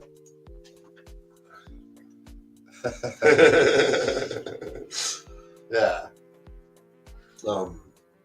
No, I think this is so intentional. Feige's got his finger on it. They're working really hard. Like, I hope so. This universe can't withstand a Lost. The Lost? A Lost. I'm not sure what you mean. The show. Oh, it's a to not have it. Like, they can't leave things unanswered like that without having a long-term plan for them, because it's not. I'm not saying it's unanswered. If they conclude his story, then it doesn't matter how much world building they did. They can just ignore it. They can have a satisfying episode 6. They know my side of fandom too well to do that. And I'm guessing, I just keep thinking maybe they've moved away from providing you the same thing Phase 3 gave with all the tie-ins. Because they'll just give you anything because they know you're so into it that even if they mess all up... of Phase 4 has been just that. Like there's always multiple characters from multiple things, as well as from a lot of the Spider-Man and Doctor Strange line, yeah. Well, it's undeniable that they're tying the gods to the Thor. I hope so. Well, it's just the waiting for that trailer until they talk about the Pantheon of Gods. And then the next Monday, now Thor can finally have a trailer. With a trailer that has no storyline in it, no details in it, besides, here's Zeus.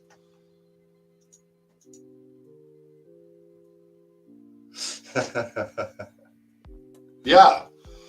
Like, I know there was people like me when Lost was coming out, but Lost was one of my first ventures into how both fun, toxic, and awesome this world is. And as someone who watched it from day one, day to day, for 6 years, I'm still mad how much they wasted my life. I've fallen for it, again, completely, with this TV show From the producers of Lost, started one of the main actors from Lost. It's called From, and it's freaking awesome, but they're doing the same thing. They have all these cool mysteries. And I'm like, it feels more related. Like, the island was all over the place. It's like, women can't get pregnant. The island can move. Jacob likes numbers. There's a smoke monster. Like, you're like, what does any of this have to do with anything? What about the polar bear? Yeah. And they just had access to a polar bear for a while, so they shot it. Like, I think that's what it was. Yeah, run and gun, have fun. But From seems to be, all the mysteries are closer tied. So I have hope they'll do it, but they might just pull the rug under me and pull another Lost. Sometimes you have to enjoy the ride. I'm trying, but I'll feel like a sucker if they get me again 15 years later. All right, I think I might wait to watch this and see how. Well, I guess it's going to go a couple of years now. It just got renewed for season 2. And I've gotten our friend Drew to watch it. He really likes it too. I might still check it out. But with how they continue on in this episode, the whole having to balance, show each other, and just the reveal in the end, like but the whole way up of the various things he had to do to balance his heart, those were like difficult things he had to face too. And and that's kind of the metaphor of why Stephen could be treated in the end that way.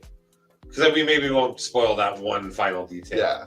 But that's maybe why he could be handled that way, because Mark went back and dealt with the things that Stephen was there to do.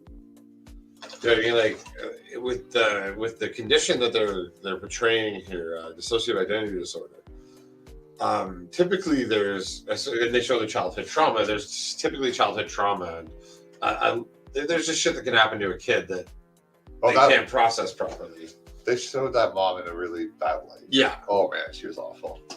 And with that, children can't process losing a sibling and having a mother that would then treat them that way afterwards. Like, she loved me before, and now it's all your fault. Yeah, exactly. That's so. So he has to. His brain, his psyche, naturally creates another layer that allows the child of his brain to be shielded from the trauma. And I've been waiting to see why. Yeah, he had 2 personalities, and this is so well done for that specific part. That condition doesn't normally manifest itself in 2 halves that talk to each other and bro out over beating up bad guys. It usually just manifests itself as someone not being able to communicate for a couple of days or going into a fugue state, which he depicts in the beginning as how it started. But clearly it just started right away with Dr. Stephen Grant. So that was really, really well handled. Oh, and I like the episode seeing Mark on the receiving end of the blackouts. Oh, yeah. Like, this show is so well done, because that episode, like, it's almost like a mini mirror story going on between those 2 episodes. They could give us no resolution. We could just get, like, to be continued season 2. They can leave it on cliffhanger. I guess I don't know if they're going to plan on season 2. 1 episode left. There's so much to be like. Hey, so like, and now we're steering a boat. But look at how much they covered already in like 1 episode. Okay, and in 1 line of dialogue, ask so many more questions of what the fuck's going on in the real world. Which line? Souls are raining down too early. This is pure evil. And we're like, whoa, what are you talking about? And yeah, obviously he found on it.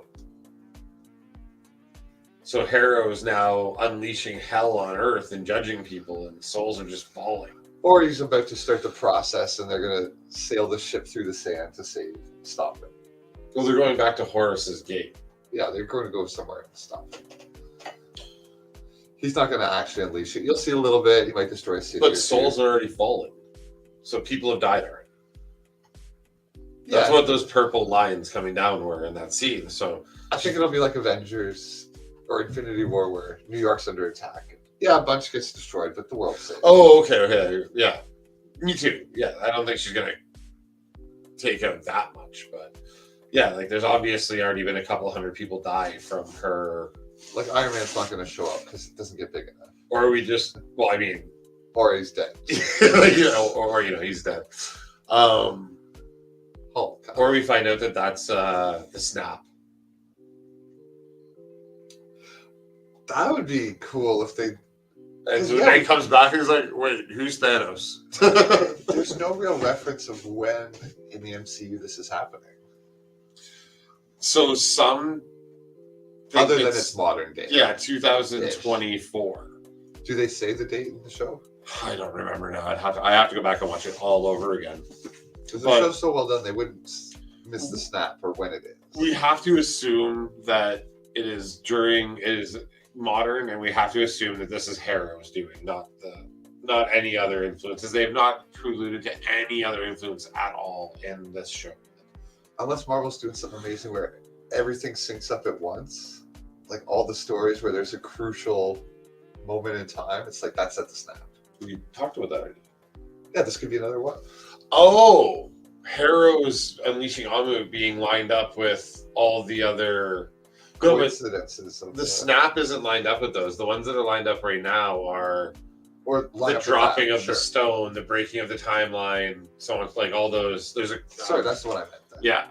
So Harrow's just another one of the things that breaks the universe. I like that. That's really good. We are talking. What's up? Moon Knight. We are smoking weed, getting stoned. We just did a big hookah session, and now we are. I'm probably gonna smoke a bowl. Yeah, let's smoke a bowl. New chatter. Time to smoke a bowl. Caleb and Mac, welcome. We're talking about all the new Moon Knight stuff. Marvel. I was really happy to. I'm glad I got to watch it a third time today. I typically get to see them 2 to 3 times before we go to air, and then we all of a sudden stop talking about things the night of. And I'm like, I know too much, and I want to talk now. Yeah, multiverses fix all the problems of dead characters. If you really want to bring them back. No, yeah, and I like the idea that there's a potential we're going to see a Tom Cruise Iron Man, and then we're going to see other variants, and by setting up all the and that's how they do it in a good way, though, is that instead of like just being like, oh, the multiverse is here, so we got this character back. Do you have the picture of Tom Cruise? Oh, of course. But instead of doing it in that manner where they just bring someone back, they're setting up generations of characters to have variants, and then they'll use. This is from the Ultimate Iron Man run, he's a variant Tony Stark that successfully made Ultron, but the good version, and then moved on to just be crazy, powerful, and rich, and yada yada yada. But I think that's the Iron Man we're actually going to see at some point in the Illuminati. Which the new can we watch the new one? There's a new thing. A new trailer? Yeah. Is it? It says a word. Is it a teaser? It says a word, and I have to talk about it. One word. No, it says more than that. Okay. You know what I mean? Like, I need to talk about it because of the one word. We just came up in my suggested from another channel. Is the word bird? Bird is the word. Bird is the word. Yeah. One day ago.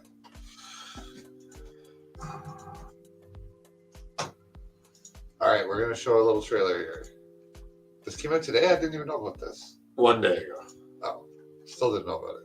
How do you not just wake up in the morning and see what Marvel did overnight?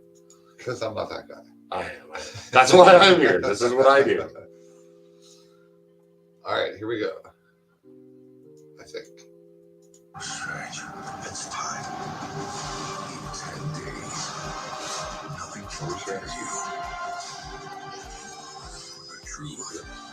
Everything you've ever known led you to this moment. Stephen Strange, the Illuminati. Oh, damn it. I'm sorry. How did that not do that automatically? It did it every other time that way. Sorry, guys. That's really weird. It normally auto ends. I'm not a smart man. Strange. It's time. In 10 days, nothing can prepare you for the truth. Everything you've ever known led you to this moment. Stephen Strange, the Illuminati. They said the word. Illuminati? This is the whole reason for this entire trailer is this word. I don't get it. It's because they've only hinted at it so far. They have not actually made light of that grouping of people on the top of that So thing. they're just saying they're gonna. Yes, that's the whole reason for this trailer. I think I've gone through this trailer like 4 times. There's not anything else really new in this besides this angle of this conversation and him saying the Illuminati. Now I'll back it up and we'll watch the rest. Strange. The Illuminati will see you now. Marvel Studios, Doctor Strange, rated PG-13, seen in premium large format and IMAX. May 6th. That was more of a teaser than a trailer. But, Yeah. Illuminati. So that's what all the Marvel fan guys are. That is bird is the word. The word is Illuminati. So because it's just giving us little tidbits further and further and further into the larger universe that they're building, but also just being like, yeah, okay, you guys are right about this one. But as they tell us we're right about one, I'm sure I missed something in there that gave us another hint towards something else for us to theorize. And I gotta go watch it 7 more times now. Whereas it's more like, I'll watch the movie like, yeah, that was pretty good.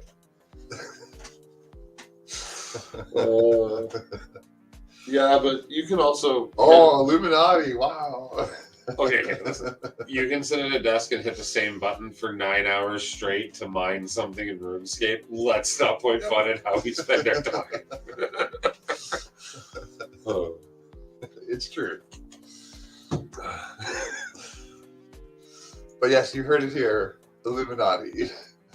Yeah, well, I mean, and it's very important. Strange. It's time. So you've seen all of that. If we back this up here and take a look, we're looking at the broken watch. Again, we've seen this over and over again. This part, as we enter into here, you can see the star shape. Oh, you guys can see my mouse right now, can't you? Nice. No, you can't. Damn it. But you see the star shape that this is Defender Strange taking American Chavez out of whatever battle this is into another, in through her. How do you know that's American Chavez? Because she makes star-shaped portals. Okay. Or it's Wanda as they're fighting and he's taking her through other portals and Chavez is, Chavez is generating this from off screen and that's him fighting Wanda. Is that what you think this is? Yes. Okay. And that's kind of proven by this scene here where, yeah, perfect.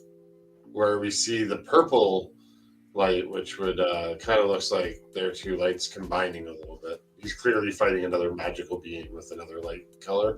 I'm going to guess it's one of the Wandas. And then from there, we see the same door we've seen a million times, and no new real information there as we enter it. Wanda's spell. This is the floor in the basement or the floor that's on the other side of that door that we keep seeing. This actually looks like a new scene, but this is the same type of floor, and this might be the where American Chavez is from. I don't even know who American Chavez is. In her universe, she can summon portals, and she's kind of the Captain America of her world. Okay. She has 2 moms, and that line is why this movie is now banned in 2 countries. Oh, yeah? Yeah, Disney wouldn't cut one line, like 7 seconds of dialogue for those 2 countries as a special release, and said too bad. So, anyways, as we go through this, but yeah, there's not a whole lot new until we get to For the truth. This is another scene that we saw at the last teaser, but a little expanded where Wanda is being surrounded in the mirror dimension by spikes that to me look similar to the things that were about to stab Strange in Infinity War. Yep. On the ship. Maybe where he got the idea from as he's building this prison. That actually reminded me a little bit of Hella's stuff too. Yeah, with the jagged edges we can see as they go here. Yeah, I agree. Everything you've ever known. Kamar-Tosh in 2 different battle scenes, or the aftermath of the battle scene. Who? Kamar-Tosh. Kamar-Tosh. Who's that? Kamar-Tosh. Kamar-Tosh is where Strange goes to. Oh, it's a place. Yeah, it's the first place he goes in Kathmandu to learn from the ancient one, and then he goes through a portal to New York and feels like an idiot. And then Everything. this is, I think, the Sanctum Satorium, where he is obviously casting some spell to get somewhere. I'm guessing he doesn't have a smoke detector in there. No, not at all. That's- And this is a weird variant of Christine, because this is the one from the Illuminati base. Not She looks like she's like photoshopped in or something. Well, I'm guessing. Doesn't quite look like she's standing there. You've ever known led you to this moment. Again, I just. What's love- with the androids? Yeah. What do you mean? They're Iron Legion from their. That's why I think that's the Tony Stark we're going to see is Ultimate Iron Man, because I think that is the Ultron protocol gone right. Okay. So these are the Iron Legion or the Ultron automatons, but this is the version that Jarvis. I hope Tom Cruise's Iron Man Me too. jumps on at least one couch. They gotta throw that in. I wonder if Kevin Feige had to hold on to the soup cans to get Tom Cruise in here. The soup cans. Yeah, that's how the Scientologists rate your amount of evil spirit particles. The Thetans. I think they hold like these detectors. Yeah, but the original ones kind of look they like they're just soup cans I've bolted never seen to a them. board. I'm like, all right, well, you're not going to say They that. used something totally different when I joined. So we have the Ultron dummies, the Ultron bots. I'm sorry, I'm so excited about this, but the Illuminati is just a cool group. And again, sad that we don't get Chadwick Boseman, because Black Panther is part of the Illuminati. They're going to CG him in, and he's going to be selling like Or this is how we get pepperoni sticks or something. Or this is how we get T'Challa, but played by Michael B. Jordan. You mean T'Challa? Isn't T'Challa his name, or is it Yeah. a title? Why would he play a different? Because Michael B. Jordan, this is how we get Black Panther and T'Challa, but played by Michael B. Jordan, is having a multiverse. Oh yeah, I don't And the I Illuminati wanna could see be the that. connection. Stephen Strange. So right here, this is all we've seen up to here, right? So that was added later. We saw this figure, With the an people at the open top of the area. stairs. Yeah. So we saw a dark figure, another figure to the left, a figure to the right, a figure walking, and then an open chair space. Professor Xavier's chair, obviously. And then now the new part of it. The Illuminati will So I just wanted to see the see you now. And of course, you can see Sam Raimi's influence, and Yeah, there's like zombie creatures or something. What are these things? this is Doctor Strange. Zombie Strange. Oh my god, really? Yeah. Doesn't look like him, but No, but it looks like total Sam Raimi. yes, it look. But why is that Doctor Strange necessary? Because it's a different Strange. There's like 8 Stranges in this film. 8 variants. But how do you know that this is Doctor Strange? This is just some zombie creature. Because of the spell he casts. Like he's casting a spell right there, and you can actually see a long version of this in the longer trailer, where Wong and him are in kind of the same scene. We know that this is Doctor Strange. Marvel Studios, Doctor Strange, rated PG-13, seen in premium large format and IMAX, May 6th. Well, I guess we'll see. You got to click cancel or just close it. Yeah, I just closed it. So that is the new Doctor Strange trailer, which it comes out next Sunday. No, next Friday. So Friday or Saturday? Friday. Well, Okay. Thursday night. But we'll be playing shows that weekend, so I'm thinking Sunday we will go see Doctor Strange at the late show or something, and I'm really excited for that. That's the movie I've been waiting for the most, for sure. No, next one. This is the next one after that for me. Like, I'm really excited for this one, but I think I'm way more excited for Thor. Oh, yeah, no. It's all about Thor 4, the Gore War. More gore, more gore. As Thor learns from Bor how to defeat Gore. Which, you know, as more and more releases, Christian Bale looks like he's going to look epic as Gore. The Hodor Theodore story. And chubby Russell Crowe. as fun-loving, partying Zeus. I can never forget. Thanos was right. Russell Crowe will be fighting super villains around the world. Oh, I think he's gonna be great. All right, well, we've been going for almost 2 hours, so we're gonna just take a very, very quick break. Stretch our legs just for a second and move around. We'll be right back after this one.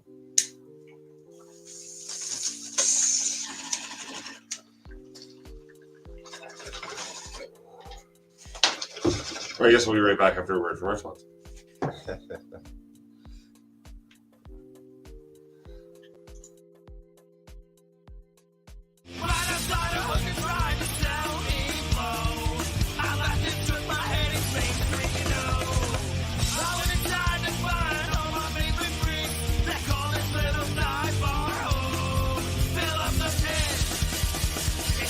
Start the punk rock show.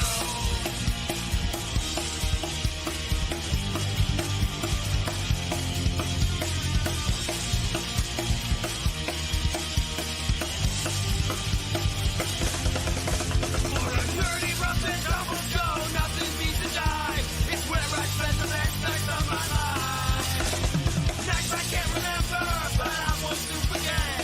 Punk rock is dead, it's still alive. Tonight, at the world's greatest dive.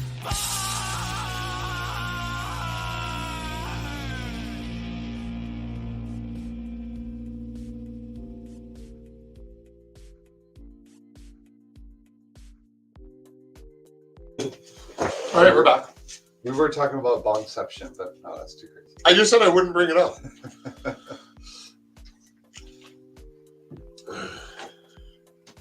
Anyway, so you wanted to speculate about Moon Knight. Yeah, so where are we left with the body going on?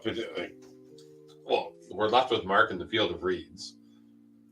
We have no reference for what's going on in the real world anymore. Yeah, big time spoilers for the new Moon Knight episode. But good God, that ending was great.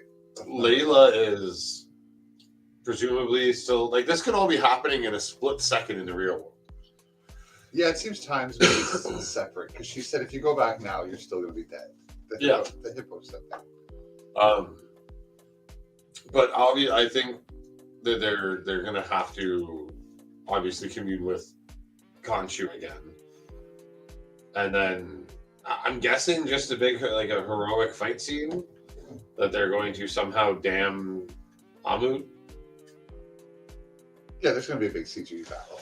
You got to have that. This show's had so much good action. So it's going to have to be Ethan Hawke as Amut's Avatar fighting. Yeah, they'll CG him being like Yoda from Star Wars flipping everywhere. Glass falling out of his feet as he's flipping through the air. Yeah. They've never gone back to the fact that he puts glass in his sandals, did they? No, it's just penance. Yeah. What a horrible feeling that would be.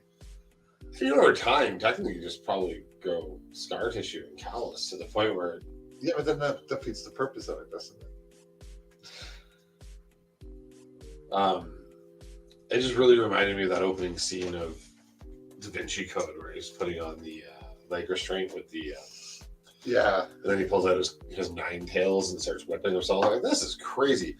So Harrow, being a true believer and stuff, he's clearly going to he's clearly unleashed Amut. So that's happening in the real world, meaning that Layla's been captured, and as a twist, I actually think Layla will become the new Moon Knight. No, or Khonshu's. I think she'll become Amut's avatar. Actually, become the bad guy.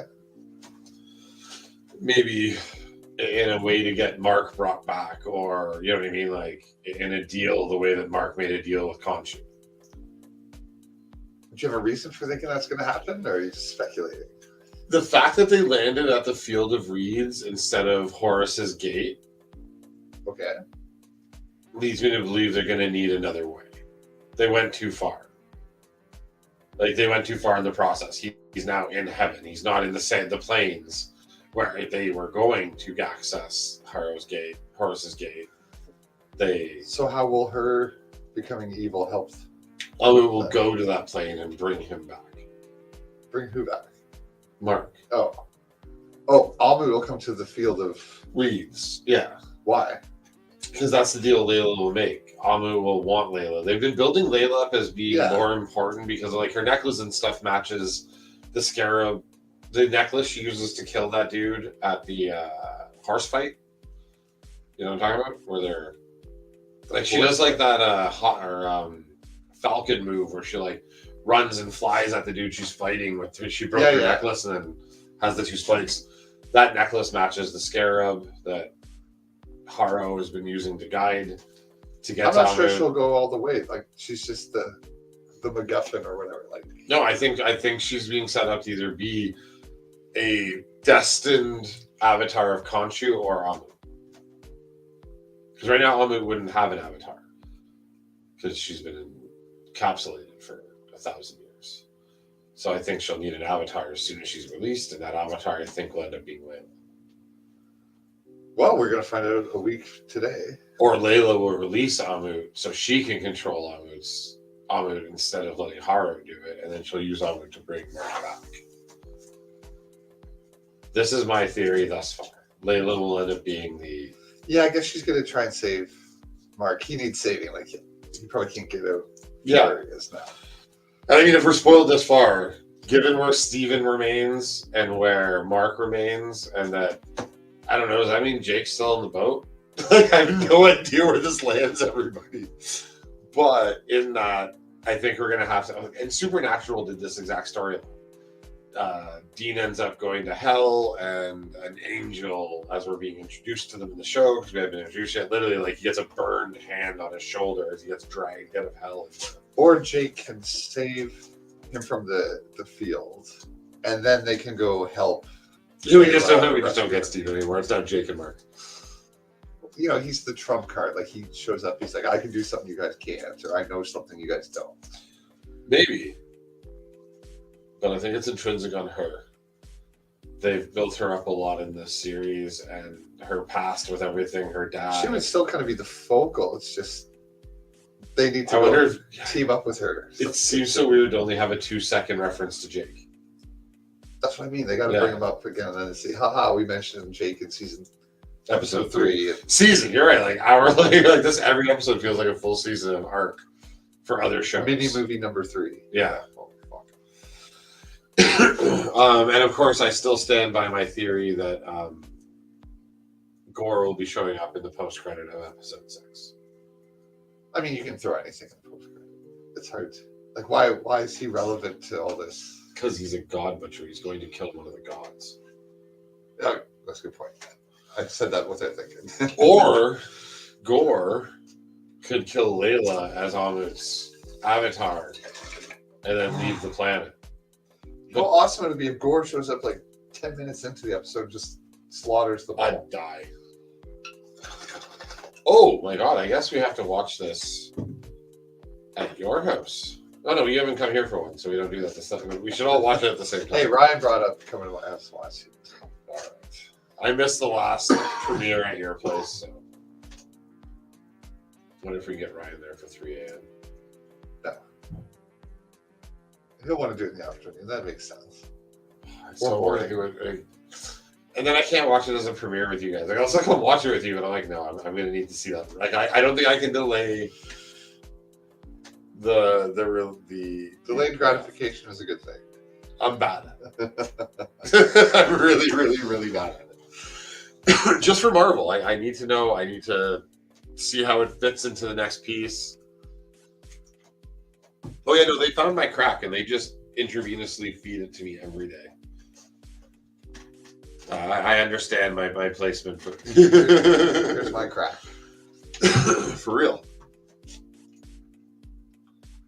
So we did Weed versus Weed. We did Who Would You Rather Smoke With? We can't get into the Batman yet. Everyone will. I don't think Ryan's seen it all either. Hopefully by tonight we keep running out of time watching fun movies because we're so busy doing other fun things. That's true. And our movies this week are Mandela Effect, Van Wilder, and Cabin in the Woods. Cabin in the Woods, which I'm actually excited about all 3 films this week. We're going to talk about those on Monday at 10 p.m. Eastern. It's going to be a good time because I'm really excited for all 3. I hope everyone watches them a lot. We got a lot of notes on them, and we can, because there's a lot to talk about in Cabin in the Woods. Like, I want to break down every influence. Like, I want to talk about every influence in it, every Easter egg in it. I want to really talk about where they got all this from, and everybody they're paying homage to in this film.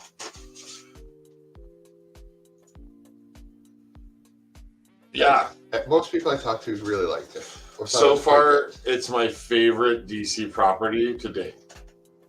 It's better than the Snyder Cut. Oh, yeah. I'll be the judge of that. The Snyder Cut just wasn't worth the wait. I don't care. You made me watch the Whedon Cut, so I didn't make you. I meant that. I'm talking into the soul of DC right now, but you made me watch the Whedon Cut. And then you made me watch a ridiculously long Snyder Cut, all for the only good chunk of fucking cinema in the entire Justice League history. And that is the post-credit scene. Oh, you love that Joker scene. That's fun. I don't remember it. I should watch it. We played it on here. Really? Because I honestly don't remember that. Oh, I'm literally going to do it right now then. You do a bongo time. I'll make sure I don't remember it this time too. Yeah.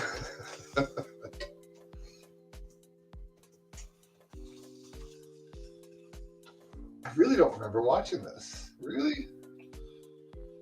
No, we didn't watch this.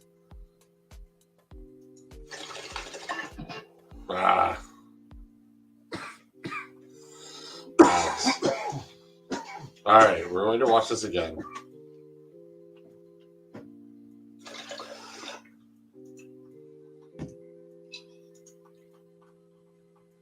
I really need to get a new mouse here. I agree. It just doesn't like to go smoothly sometimes.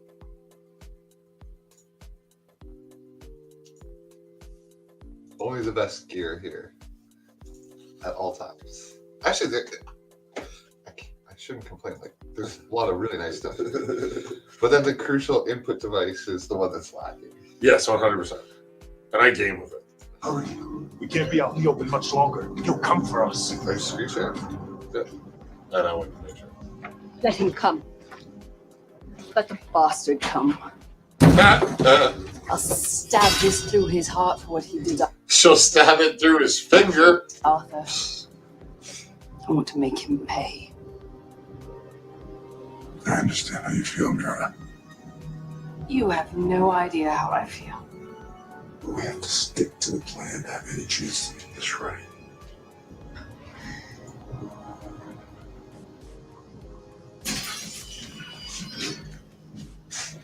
Who have you ever loved?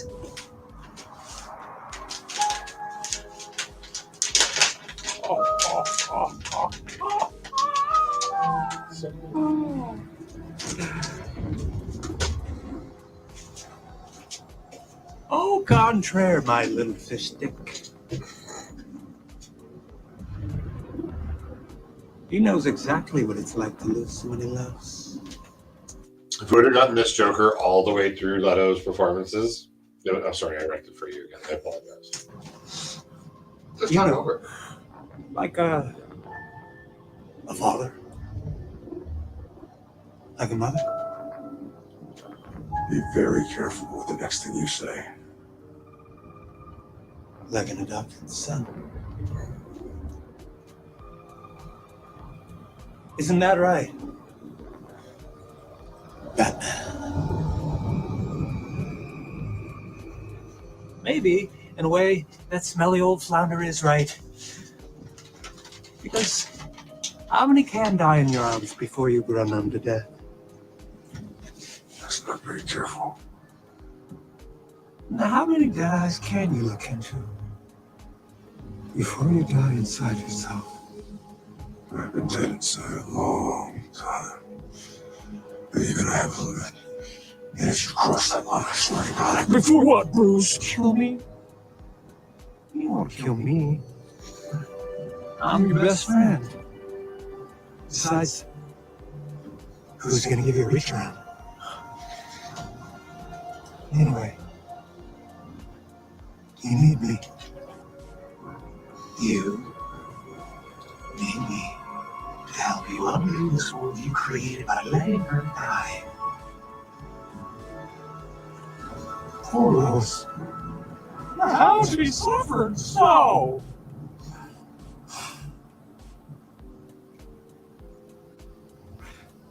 I often wonder, how many alternate timelines do you destroy the world? Because, frankly, you don't have the colonies to die yourself.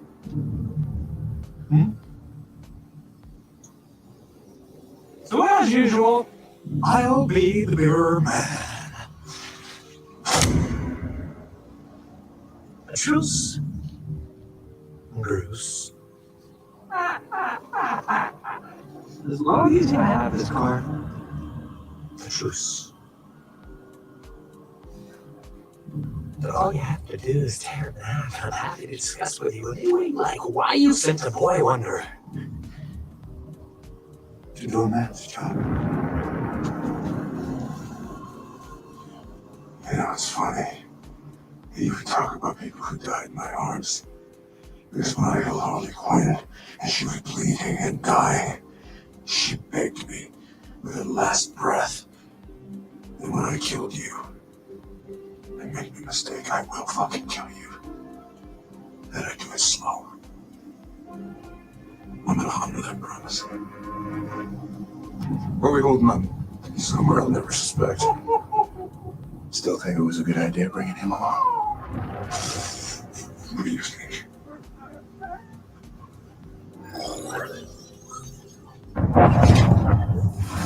He's found us.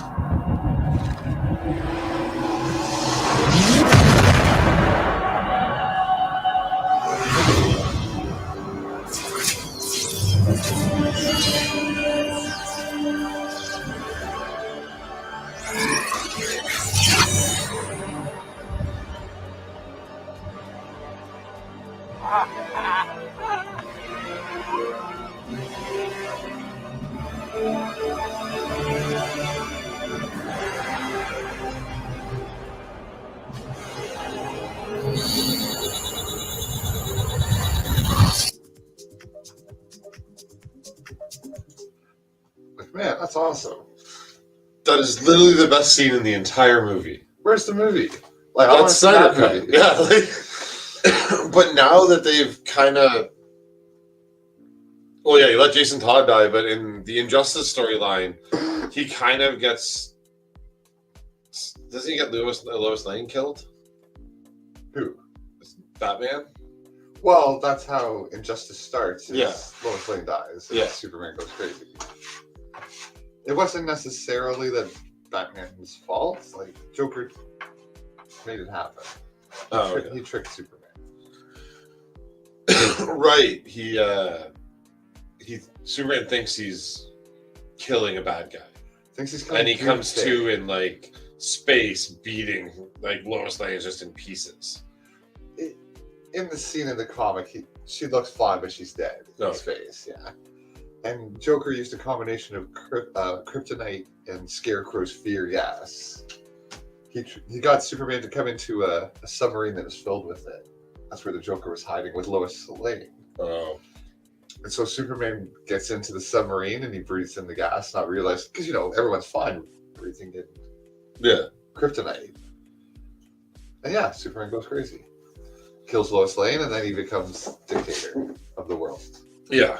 I'm going to kill all the bad guys. No more bad guys. With only, he has a bunch of different Sinestro and Wonder Woman and a bunch of other people on his side through most of Injustice. Yep.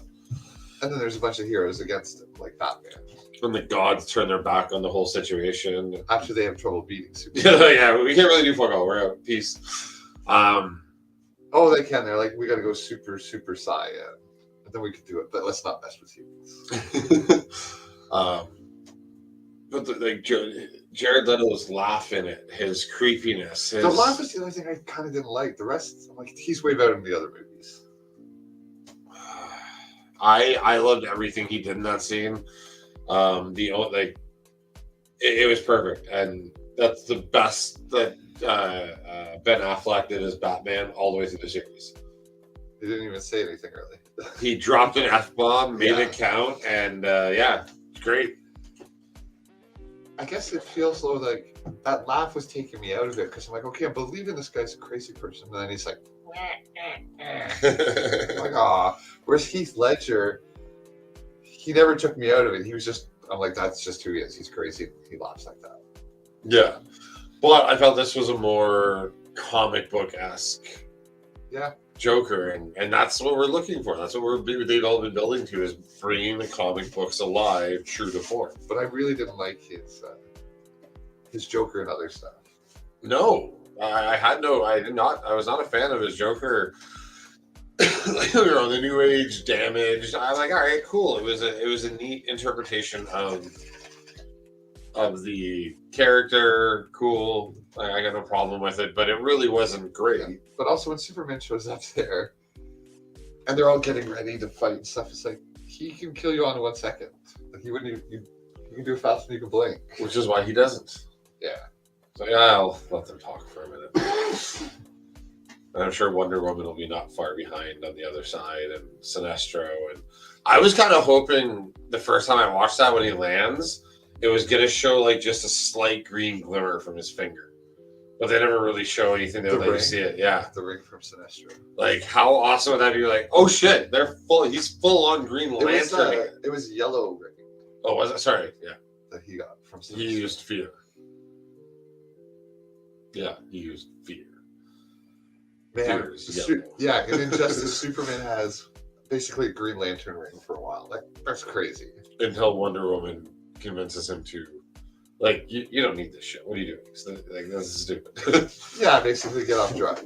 Yeah. Get clean. So like,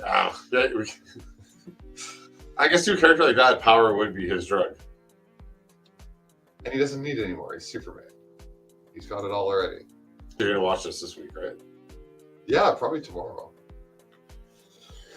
Oh man, I'm gonna rewatch the ending after you leave, because it's the Sparkly Batman. I love that. I think he's great. I think he's the best Batman yet.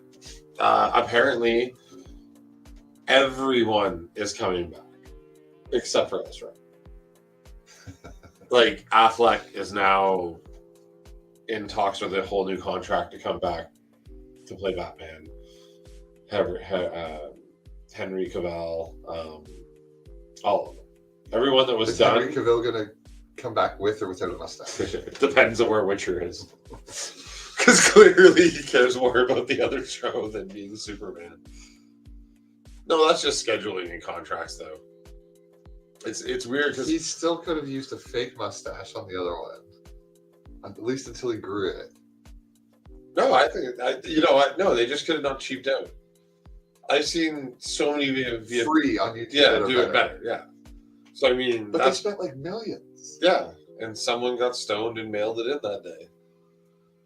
But I mean, the whole quality control process failed. Like, the editors failed. Like, it feels like they used. It's like when Sonic the Hedgehog. It's a nightmare. But it looks like they used Yoshi's Paint, that game for the Super Nintendo, to do the graphics for Henry Cavill. And then they just cut his head off for Shazam. Do you remember the movie with Sinbad called Shazam?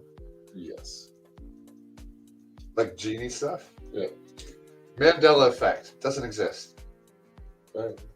Isn't that no? Like, you remembered it. Like, a lot of people remember Sinbad was in a genie, just like Shaq was in another one, Kazam.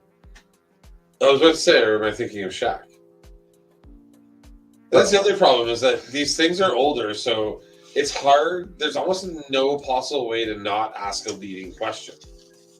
Like, by asking if I remember something, you know what I mean? Like, you're setting up the. Do you remember when I loaned you $1 million? No, I don't. Not a Mandela effect.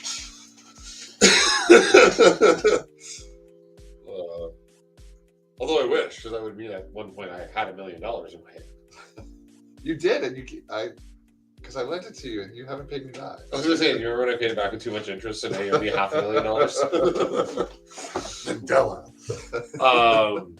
Zach needs to find a new podcast. Obsessed. What else are we? I'm telling you, we're slipping between multiverses.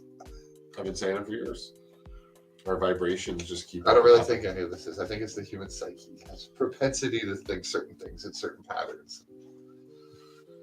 Well, and that's why I keep everyone you bring up. I'm like, well, but that is just explained by pop culture parodying things over and over again, or you know what I mean? Like, do you know what? If I saw a play that was a Sword in the Stone, do you think they would have put an anvil in it? No, they just would have built a big styrofoam stone and put a sword in it. So you'd be like, over and over again, that would have been re-given to us in a different way. And I don't remember the Disney cartoon from. Yeah, see?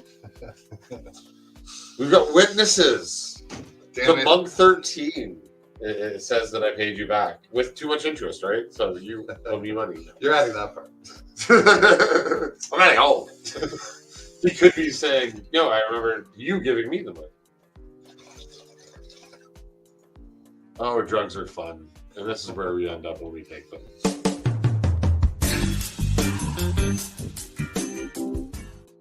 Forever. It's true. I think Ryan played it about 100 times on 420. Oh, Ryan, if you're watching, you are one of my favorite people. He's staring at chat. No matter where you are in the world, Ryan is staring at you right now. It's like It Follows, the monster that just always walks towards you. Except this is just a stoner that means you no harm. Extra dimensional being that means you no harm. That's it. Let's get dangerous.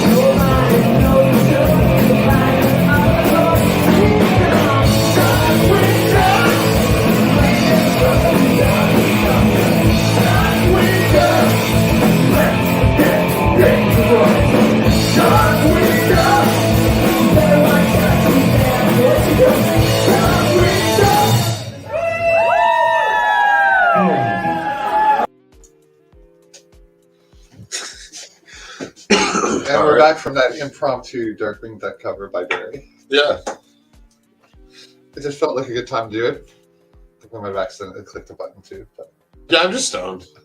I was looking at the shit we have in our bank, and I clicked on one. Speaking of which, I have something in this bank, and I'm going to smoke it.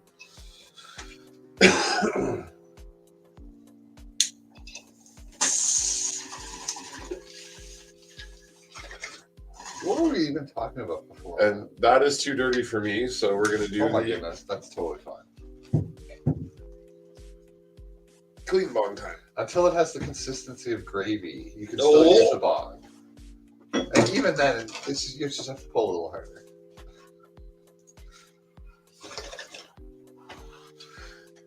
I mean, why else do you get high?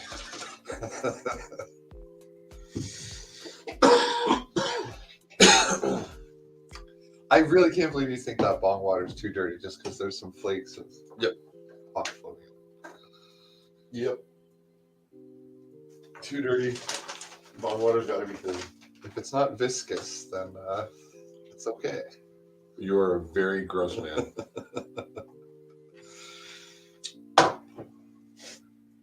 There it is. I was thinking I was playing with one earlier. And then you can dip your fries in it when you're ready to change water. Ooh.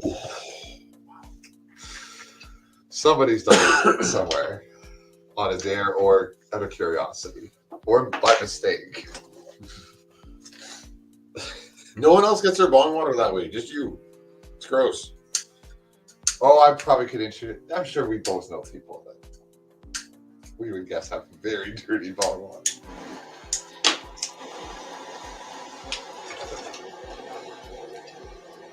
That's going to do it now. There's just a point in the night where we fall off from actually talking about anything and just start doing drugs. We might have hit that point in the evening. Well, that was true. We will literally answer questions with anything. Yeah, boom.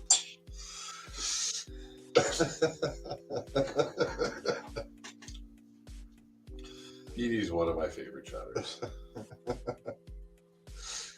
She's fun. Thanks for showing up and hanging out, Dee Dee. Oh, goodness. Yeah, I'm always surprised when anybody wants to watch us sit here, get high, and talk about Marvel. But, yeah, thanks everyone for hanging out and chatting all night. Oh, yeah, no, I've seen those videos. Like, people, like, chug a beer, do a bong, and then drink the water. I'm like, no, you're fucking gross. I'm out. Have you ever, like, accidentally drank something that had, like, a cigarette butt in it? Oh, yeah. I grew up in Northern Ontario. It happened a lot, actually.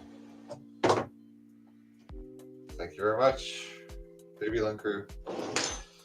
The dabs and other smokables are provided by our sponsor, Mad Dab Labs. So, thank you very much. Zach dies. The room is spinning. Oh my god. Thank you for following very much. Something worked. I hope someone saw Ryan Reynolds' face at some point. I might have had an image over it. I'm not sure. But thank you very much for following. We appreciate anybody that would follow and want to hang out with us. Yeah, thank you. We're just stoners having a good time. You all right? I will live. I didn't have to get up and leave. Yeah. Maybe I still do. Oh my god.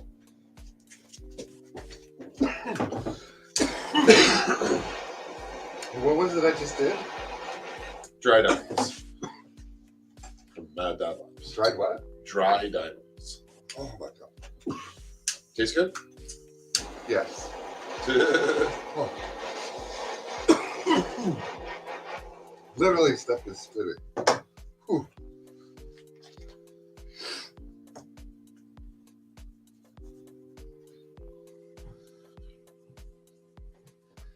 And of course, if there's anything to do with Marvel or geekdom or any topic, period, you guys want to talk about, feel free to bring it up at any point. I'm not sure I can talk quite yet. Zach will answer any personal questions you have, including his home address, social insurance, his security number. Yeah, right. Dude has a Faraday wallet for his phone. It's true. I kind of want one of those now. I also have a Faraday wallet.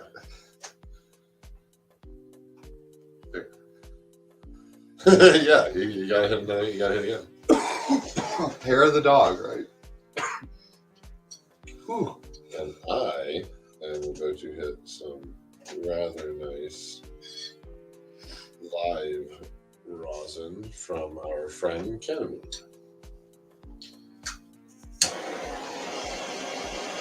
Who grows amazing stuff, I gotta say. Good God. Sorry. That's some flavor.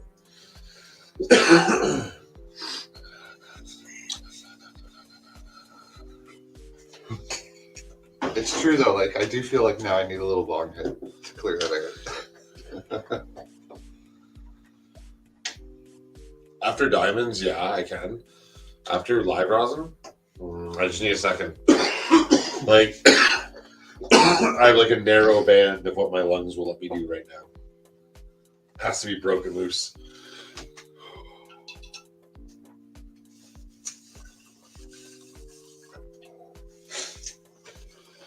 There we go.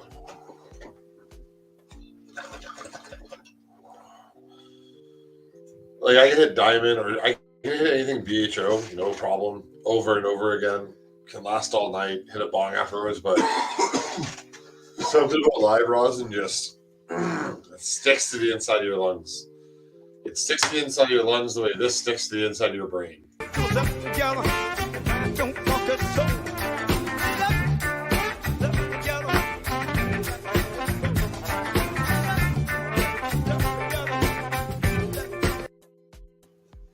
Welcome back.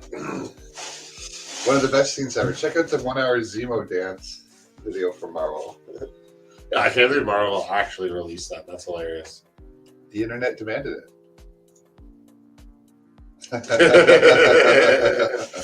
Because no matter where you go, there you are. That's why. Wise words. I get called out for the theft of that all the time. From James. Because he uses the exact same clip in his show. Like, can you see that dance scene again? Just for... I feel like that was very cruel. Yeah, that was kind of the point of it originally. I meant to delete it after 1 week, but...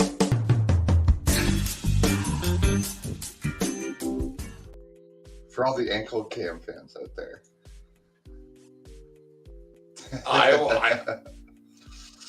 mean, I'd pay money to watch that as you do that dance. I'm not sure. You'd pay money not to, I think. Oh, I would totally pay to see it. You know, I never fully learned that flossing dance. I really should finish like practicing it. Yeah, that silly. You're not doing a jig. No, I know. You're supposed to go behind your back and forward. There's like 3 or 4 steps, probably 4. I think there's just, well, yeah, if you just repeat the first 2 steps on the other side. Yeah, I was watching some YouTube video how to do it. I'm an old man, never finished. Never followed through. Next, you should learn how to name it. I don't even know what that one is. Or you should learn how to Superman.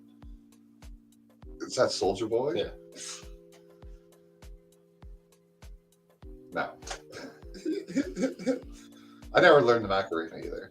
I hated that song. But, you didn't spend enough time going to weddings and stuff. I was at a lot of weddings. I was the guy that sat down and never danced. Oh. A fun guy. Not at all. Here's some fun guys.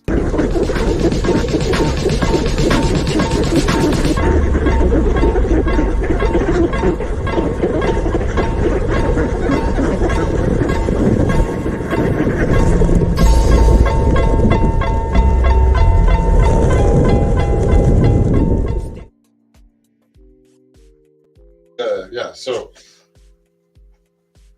I think she will take that back to Moon Knight. Back to Moon Knight. Because this show's just all over the place. Yeah, oh yeah. This is what happens after the dabs and... Oh yeah, we literally sometimes have to play these little videos. Like the 30-second countdown was originally me going, okay, we're going to do this at least twice a show, but the second time is always going to be me signaling, should we end or not? I'm too high and I don't know what to say next. But yeah, it's just, we need a couple of minutes to regather our thoughts. And we've been smoking weed for 2 hours, nonstop. Yeah, well, you got here and just like at 8:15 and just started to smoke. I'm like, Zach's hitting it. All right. Was I? I'm sorry. Oh, why would you say sorry? Why do we do this? I usually somehow, like, I attempt not to smoke for a little bit before we start the show so that the bongs hit a little harder. Because I find if I keep ramped, I just can't get the real fun away. Oh, I see what you're saying. So we're left with Layla running down a hallway in episode 4. And we're going in episode 6 and haven't seen her since except for the crazy version. Yes. Which, is that like just an imaginary construct? It has to be because she's just a bitch to him. She's like, oh, I'll just steal this. Because he wins the bingo and she steals his card. She never said bingo either. She just keeps saying I won. That bothered me. Like, you're supposed to yell bingo. So you're not bothered that she stole the card, just that she was not using proper bingo etiquette while trying to steal the win. Okay. I'm upset about the theft too, but It doesn't seem that way. do you remember clearly bingo etiquette has gotten you bothered. do you remember someone else, another great movie that had a bingo scene in it? Cuckoo's Nest? Babadook. She works at the old age home and she's reading out and she's like, B5 billion, B5 billion. I don't remember that. It's a brief scene in one of Barry's favorite movies. Here's the ad for the sequel coming. Break into Electric Babadook. This is an actual quote from the new Scream movie. Drove me nuts. The one of two quotes about Babadook. Yes, they have a payoff with 2 Babadook quotes in this movie. It's fantastic. One of the greatest horrors. Babadook is a movie about an orange dog. No, like menstruation and postpartum. I don't know where you get that. Well, I loved it because like you end up. I'm quoting her from Scream. You hate the kid at the beginning. Oh my god, the movie's just the words of mind worm. That's it.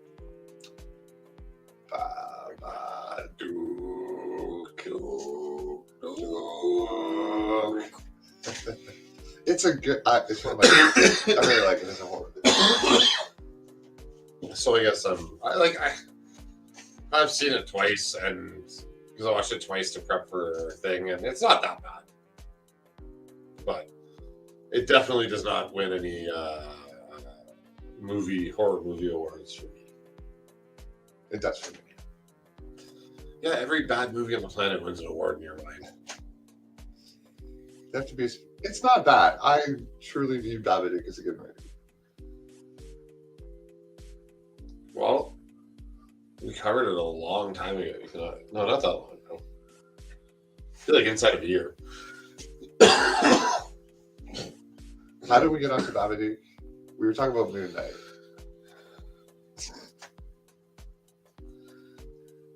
I don't know. You brought it up, I brought a graphic up, and there we went. Oh, bingo. All right, bingo scene. You literally said bingo when you remembered it. Oh yeah. So she stole the bingo card, and you were mad about her etiquette. B-I-N-G-O, B-I-N-G-O, B-I-N-G-O, and bingo was his name. Had a dog. Zach needs his own ankle cam sea shanty sing-along channel. Oh my god. PP Pirates. You never show your face. It's just cameras from here down, like 7 of them in a circle, and you're just gonna stomp out sea shanties and sing and kids songs. It'll be very weird and maybe a little visceral. I'll put it in the ASMR section on Twitch, and some people will watch. Some people will watch. Straight up, no. All right, we're going to back to Moon Knight. So Layla is out there running around with Amut's visage. Is that the right word? Visage. Visage means like face or look like, yeah, cast of. Like she's carrying the statue of Amut. That's what he found inside. Maybe totem? Would that be a better word? Much better word. Way better word. Perfect word. Stone guy. I don't know who Sigmund the Sea Monster is. No idea.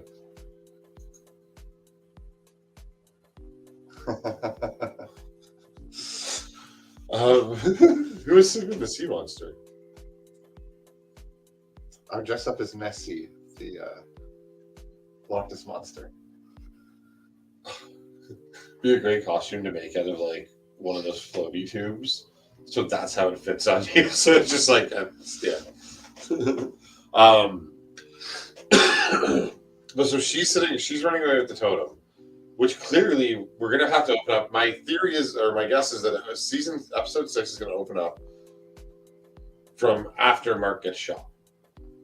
And we're going to see his soldiers go after Layla. She'll kill one or two of them. He'll try and make a deal with some sort of bargain with her, manipulate her again. But wait, he's not alive yet, right? Who? Mark. No, it'll be Harrow. Harrow's men are going to capture Layla. Harrow will try and make a deal with Layla for the totem with no. Oh, okay, I get it. Sorry, I'm stumped.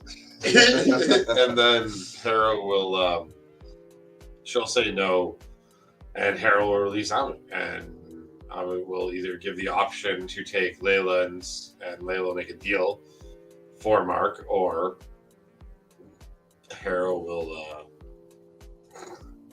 Hello, Moon Knight. Holy crap! This was unplanned. Like literally. Yeah. I mean, we might have a guess. Aren't you dead right now? Or at least no power. Yeah, Khonshu is banned and bound to his token.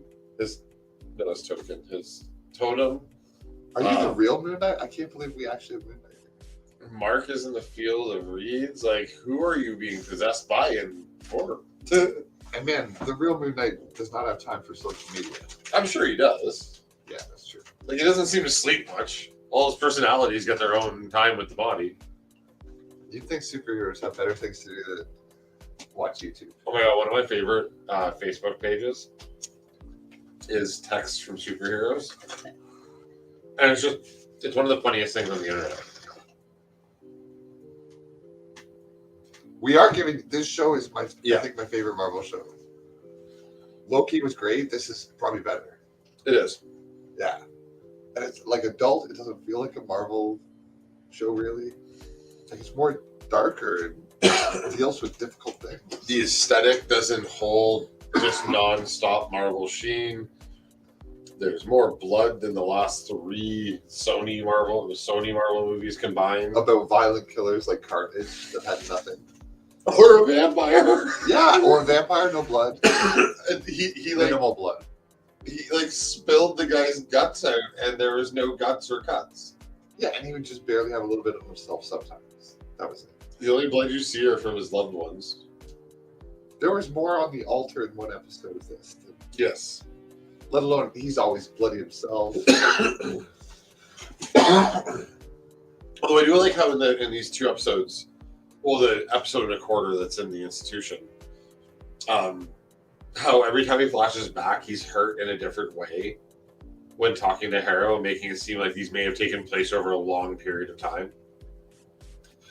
Because like once he wakes up and his face is all destroyed across here, and then the next time he's healed, and like it literally kind of either gives a feeling like these are meetings that are happening out of sequence, or yeah, we might find out we've been watching it out of order. Yeah, something funky's been going on.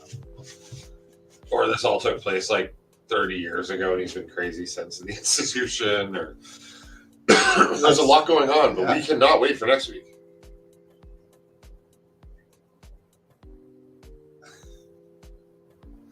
Bongo time for Moon Knight. Bongo time for Moon Knight. I feel like Mark would be down for smoking some weed. Steven would not. Yeah, Steven would be like, yeah, I don't know. He'd be very afraid of it. He'd think it's like cocaine or heroin or something. Or be like super geek. Be like, yeah, guys, I do that all the time. Give me that. And just Pass that shit. Ooh. All right, for once, I need to catch my breath, so here's a video.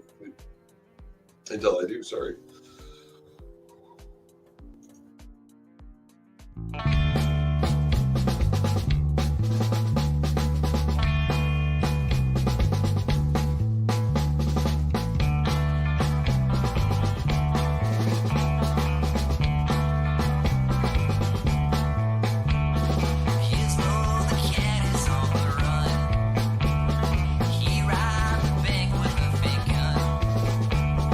Now he's running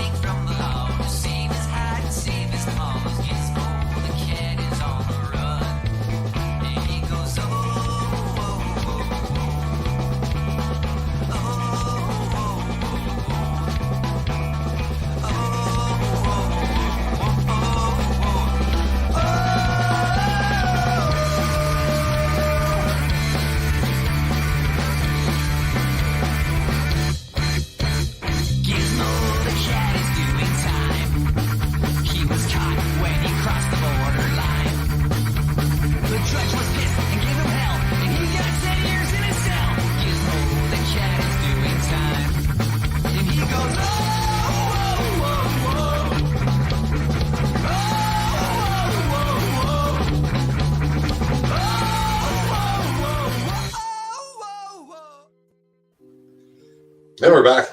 Midnight, we got apologies. You were right. It is killing us.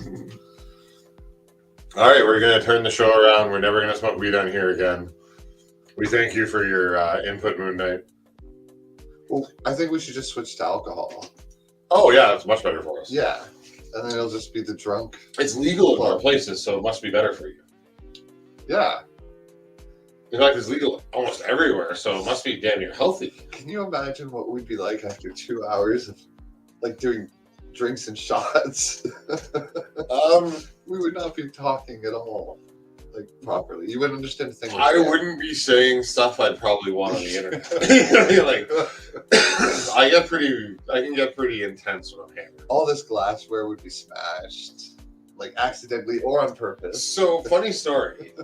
One of the first, so again, we run shows like the interview show that we've shown on here and a bunch of other things that we do, talk shows, live music, and all before we were even on Twitch. We did it on Instagram and YouTube and Facebook. And when I was kind of trying to learn how to develop a show or pitch a show, I'm like, all right, I sat down with my buddy Greg. We were having some beers at my first shop and took out a whiteboard and we started writing an idea. I'm like, Greg, what show do you want to do? And by the end of the night, we had developed a show that we called Liver versus Liver, where we would take Greg, a heavy drinking friend of mine, and we would bring in guests. He would kind of compete. It was like, Are You Smarter Than a Fifth Grader meets, I can't remember what I was using as a comparison, but Drunk Idiots. And we would bring topics that, Greg could know a bit about type idea. So trying to get car guys and stuff. And like the two first guests we got, one was a good friend of ours, which we won't name at the moment. And we filmed at 11 o'clock in the morning and he was already drunk, hammered drunk.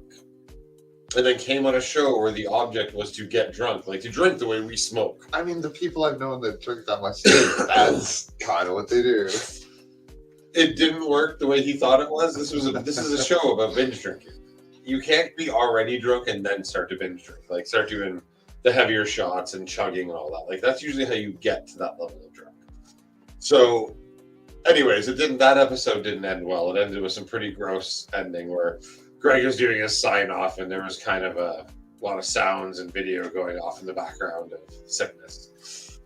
Yep. And the second one is another good friend of ours that helps out with video sometimes. And again, I'm not going to name any of these people, but it got political in a whole bunch of humorous but awful ways that I would not probably air on television. And that's when we're like, this is probably why people don't do a ton of really drunk content unless it's pre-written. Oh, but then you can't stick to it when you're drinking. But that's drunk history and stuff, right? Where it's just they got a script a little bit. Like, what the fuck did I just read? And stuff like they don't. But it's also not like a challenge to keep drinking more. They just want to do a buzz where they're... Yeah. And I wonder how much of it is acting, too. I imagine they get drunk. I would. They're just people. Yeah. I was going to do a show like that. Well, yeah, let's get a buzz on. So in that vein, we decided not to do drinking live on air. At least not as the point, because, man, it just gets intense. Oh, yeah. Plus, I'm not a big drinker. Although I certainly have my binge periods in life. I've seen you drink quite a few screwdrivers. Oh, definitely at shows. That's the spot you're supposed to do it. Yeah, I've watched Zach down some screwdrivers. He's got a. And man, my last band, they were too like you become kind of what your friends do, and they were drinkers, so they come to my house and drink all the time. Good God, I drank a lot with them. In that, how much has your smoking habit changed in the last 3 years?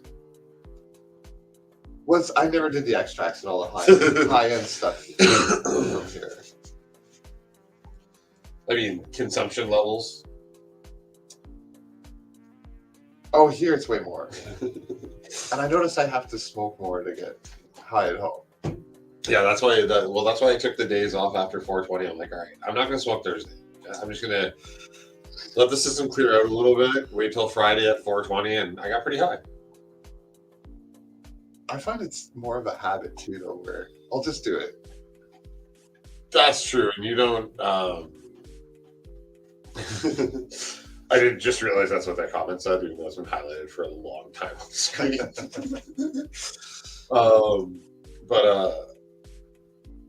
Yeah, I realized I can't smoke every day at work.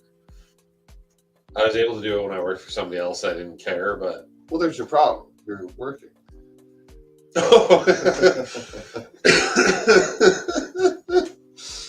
When you don't work, you just can smoke all the time. It's great. That is true. I guess I'm going to quit my job. Yeah, that money thing gets in the way. Yeah. I mean, we would really have to double and triple down on streaming, but I still don't think it would count. Which I think I might need to still work for a while. I don't think I can quite walk away yet. So I don't think I'm going to. I like not having the smoking habit during the day anymore. It doesn't mean I don't wake up at 4 a.m. and get really high before I go back to bed for an hour and then go to work. But when I watch, I look at myself back in the day where I'd be able to like go out and smoke a joint at 2 in the afternoon and still keep busy and like be high all day. I realized I could be high like that because someone else paid me to work.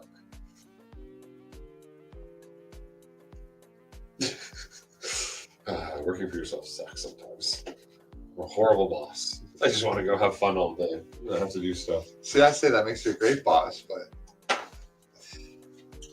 I didn't work for myself to work. I worked for myself because I thought I'd just be able to make money doing absolutely nothing but getting high. And apparently was delusional in that. You know what? We're going to smoke this one next. Hello, Tim Storm. We're smoking weed and talking about Marvel stuff, and we've been talking about Moon Knight a hell of a lot today. Yeah. Including the new episodes. So be careful. Spoilers, we may break some stuff. I mean, I think I can't believe he was dead the whole time. Is that a Sixth Sense joke? Yes. Okay. Like, well, he is dead, though. He's been dead since the gunshot.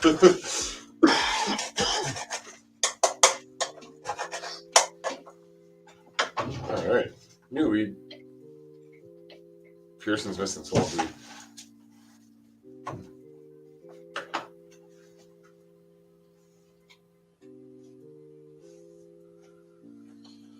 Hi, piece of glass. That's what I was thinking.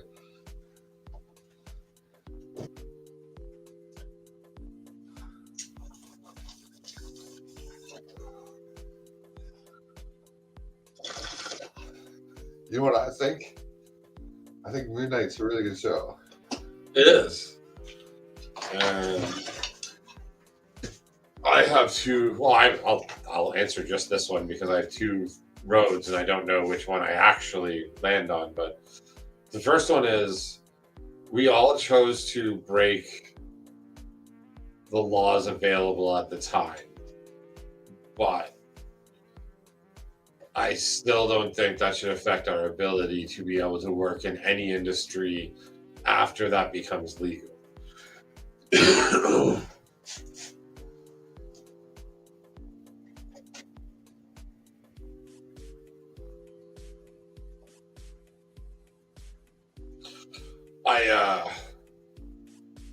The U.S. works a lot different than Canada, so I don't really know the intricacies of these topics there. Sorry.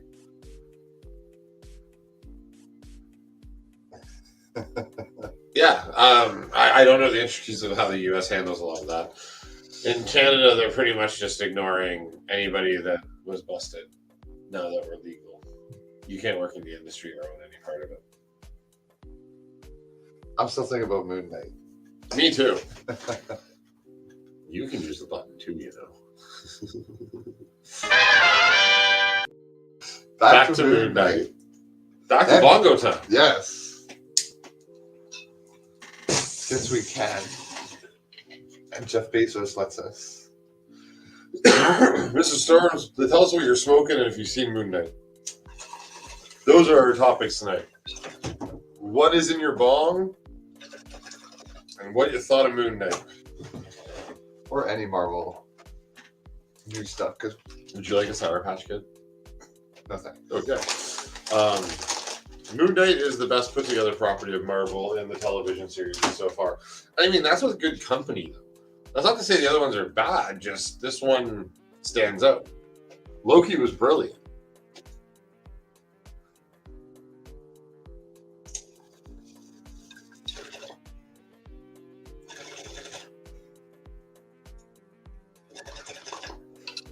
It's not woke. I'm happy about it. Like, it just seems fine. I mean, the girl's got a little bit of girl power stuff. I have smoked some Durban before, yes. It's great. I don't think it really has any place to be woke, which is nice. It's just a cool story about some. There's like nothing thrown in extra where I'm like, oh man, they're just trying to check off a checklist. Nothing extraneous, no. Yeah, everything makes sense. Like the only and part it's of refreshing. The only part of the movie that references modern religion is just a heartfelt scene of a guy dealing with some family troubles. Like where he pounds his yarmulke into the ground and then apologizes to it. And it just feels too like they weren't like, let's ask a focus group what they'd like to see. They're just like, let's just write the story. Oh, that makes sense. I've had Durban Poison. White Fire OG.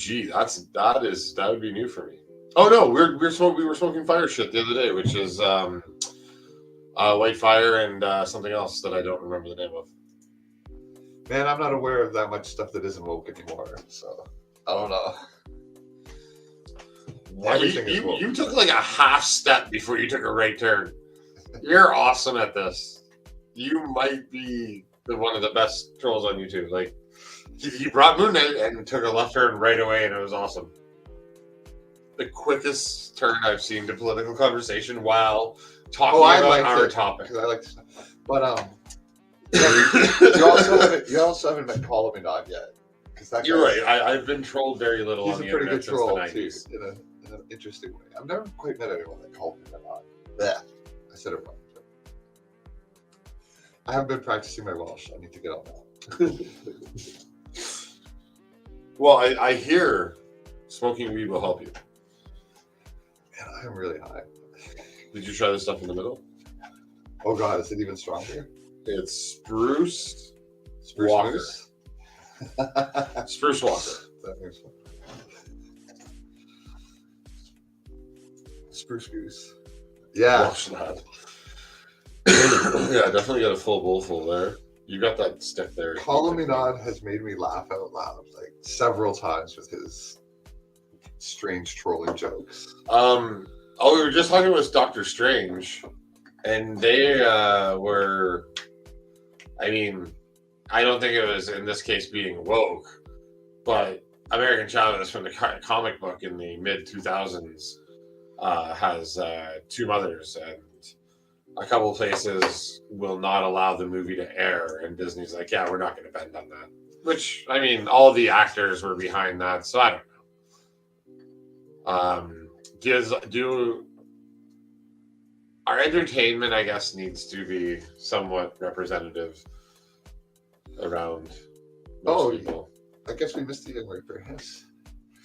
I don't know. I haven't watched Young Ripper lately, but man, I agree with like 95% of what he says. I love him, Young Ripper. It's just I've been watching other stuff lately, and he doesn't always get recommended to me on the thing, so then I forget. The dude from Flagrant. There's a couple clips of him on Joe Rogan circulating, and he's just so funny. Oh, I love Andrew Schultz from Flagrant too as well. He's so funny. And he's got a lot of the same opinions as Young Ripper, 59 or 5'9". That's the thing. I just love the opening segment. There is no opinion. It's fucking jokes. Oh, that was awesome. No, he does it like every episode now. Flagrant 2, check him out on YouTube. Awesome.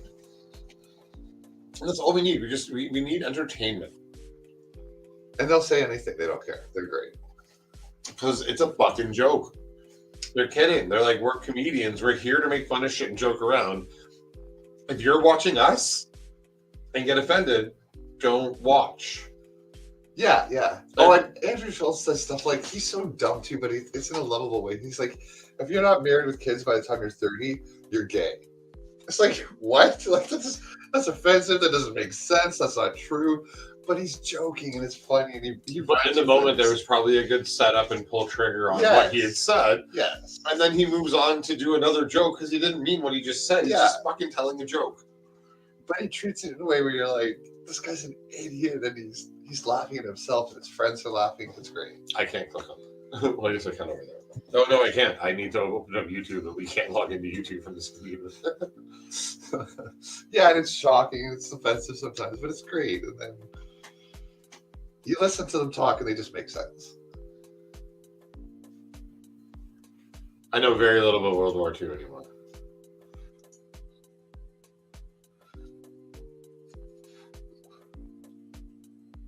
Man, pot's made my life better, I think.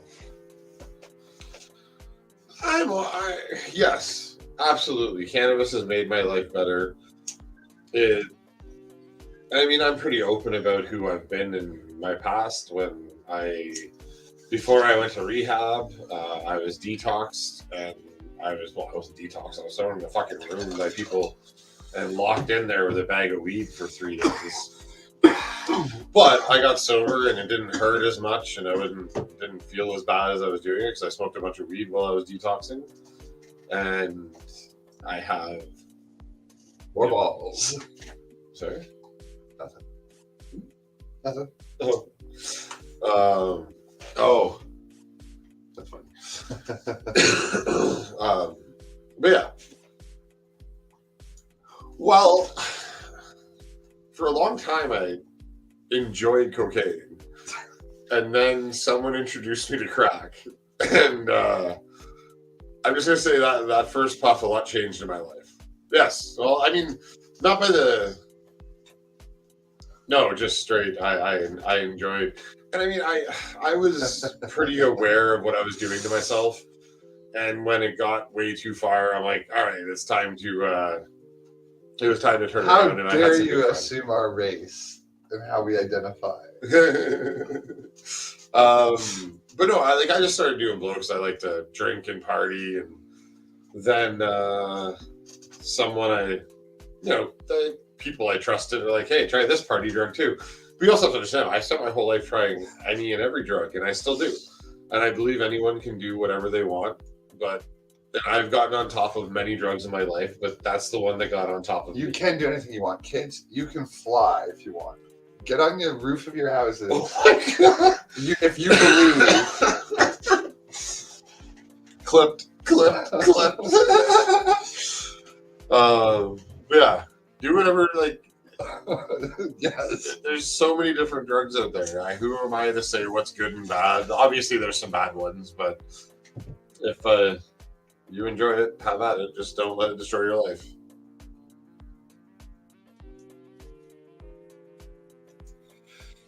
We believe you have a certain speaking pattern that matches someone that shows up here a fair bit, including posting links and copy pasting from articles, asking questions in a certain way about certain topics. Well, right. We did assume it was this person who every time I'm like, but maybe there's just a grouping of people that have followed a pattern. This could be like Skank hunting his friends. It's the AI. The AI. And you made that comment the first time and every time, but I can nowhere near believe that now, given the level of interaction that we've had. And I'm like, the AI wouldn't know to bring up those strains and then tell them which cross and to talk. Oh, and you always bring up Young Ripper 5'9" too. So Eric July, if you're watching, I love you. You're awesome and a hero to me. And he loves comic books and he's just got great views. All right, time for Swamp Weed. And he's angry about the right things, and he's just a really cool guy. Swamp Weed. I always love these conversations. And it's always a debate too. Like, all right, which articles is it going to be? Do we follow along? Yeah, Eric D. July. I left out his middle initial.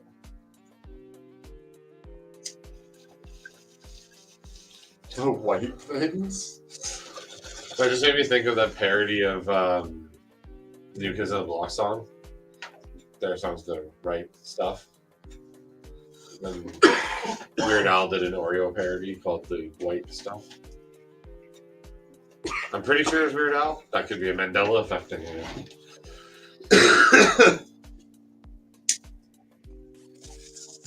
I don't know. I feel like if Eric D. July showed up on this show, we'd get along with him on pretty much everything. And I've never seen him really smoke weed or on this thing, so I don't know if he does, but he seems like a cool guy. I don't think he'd have a problem with us.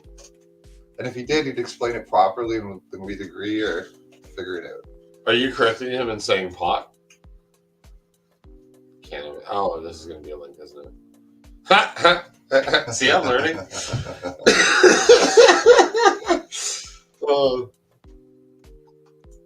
But I mean, this account or this string of accounts or these YouTube accounts, who may be all the same person, have brought us a bunch to talk about. So we're always happy to talk to them. Of course, yeah. So animated. And always at least somewhere referencing cannabis, so I'm kind of cool with that as well. Like, if it was just always stories that had nothing to do with what we talk about, like, I don't know about that, but yeah, cannabis we should always at least talk about, and there's a lot going on in the States. And back to Moon Knight. I guess next Wednesday we will be talking about episodes 5 and 6, because we'll talk about a bit about 5 again, and then we'll talk about where we were right now with 6. And hopefully, maybe, potentially, possibly, the Batman. Probably the Batman.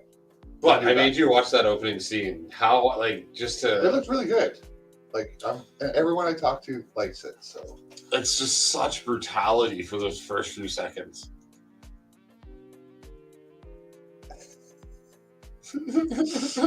This has nothing to do with Midnight. I don't understand. True. Mushrooms? I am a fan of mushrooms. Oh, is it Ash Wednesday? No, it can't be. Well, it was. If it is, it was. Do not. Oh, you put it on you. Oh, yeah, totally. I haven't done this in like 30 years, 35. Oh, it's not working very well.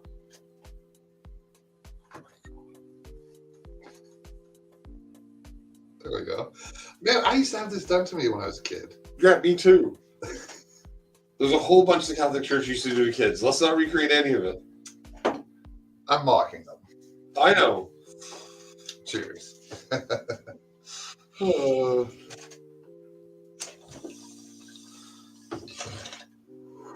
I don't hide the fact that I have a general distaste for most modern churches. Man, my whole religious upbringing was fine. Everyone was really nice. They weren't crazy about it. But I'm mad. They wasted so much of my time teaching me all this BS. Yeah, exactly. No. And there's all these problems covered up, and they don't want to talk about it.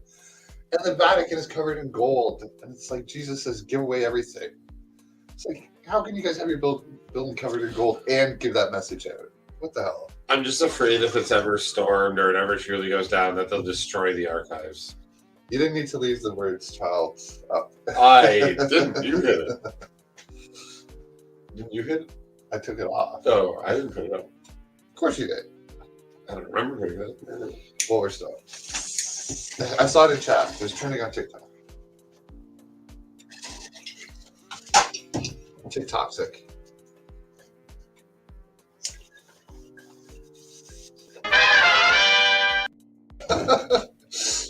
This is going to be a record for every time we used it today. All right, we're going to do a bong together, everybody. You got a 30-second countdown to packable. You have 30 seconds to pack a bowl. When we come back, we will asynchronously say bongo time and then light them. And Zach will be okay by then.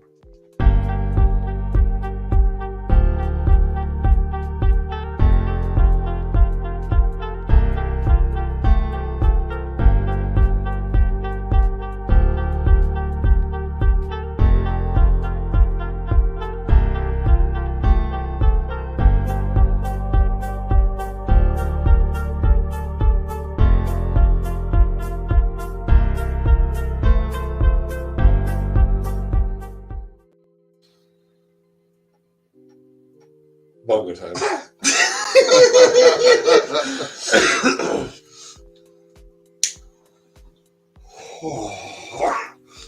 I still haven't recovered.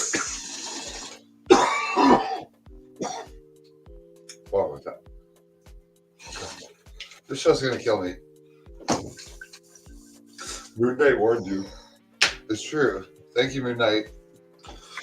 And of course, a huge thank you to everyone lurking.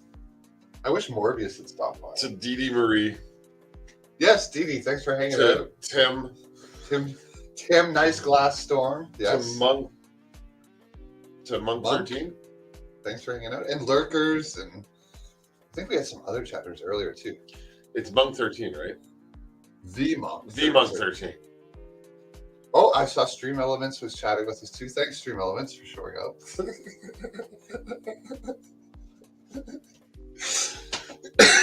You just call it the stream bot.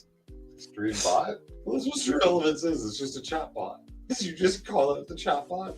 Yes, I was thinking the chat Did bot. you just thank the chat bot for showing up after we gave it a command to do these things? Yes. So you just thanked yourself. No, I thanked Stream Elements bot. But you control Stream Elements bot. There is some algorithms behind Stream Elements, so I was thanking the AI before it takes us over, so it'll remember how nice I was to it. I tell Google off all the time, and I never do that. I hate it so much.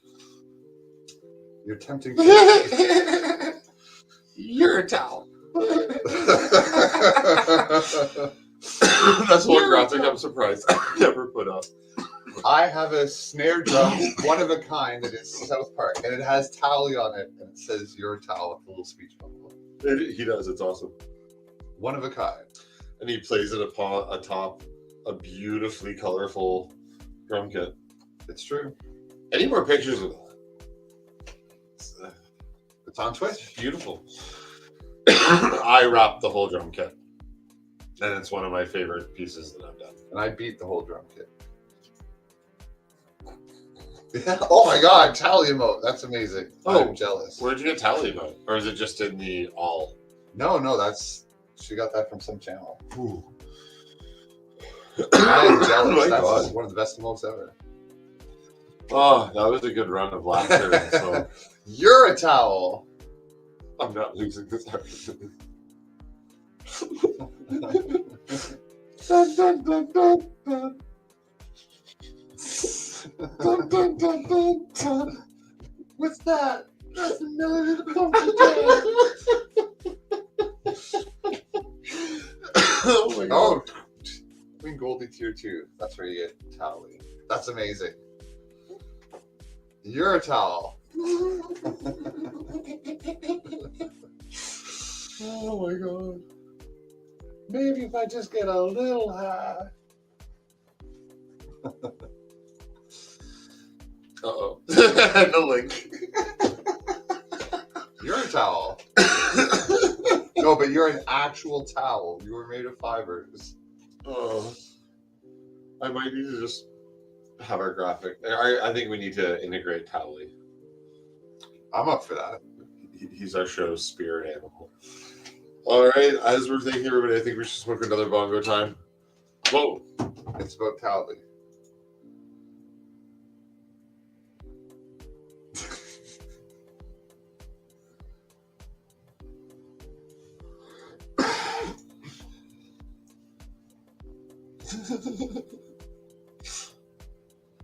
I think South Park's probably the greatest TV show ever.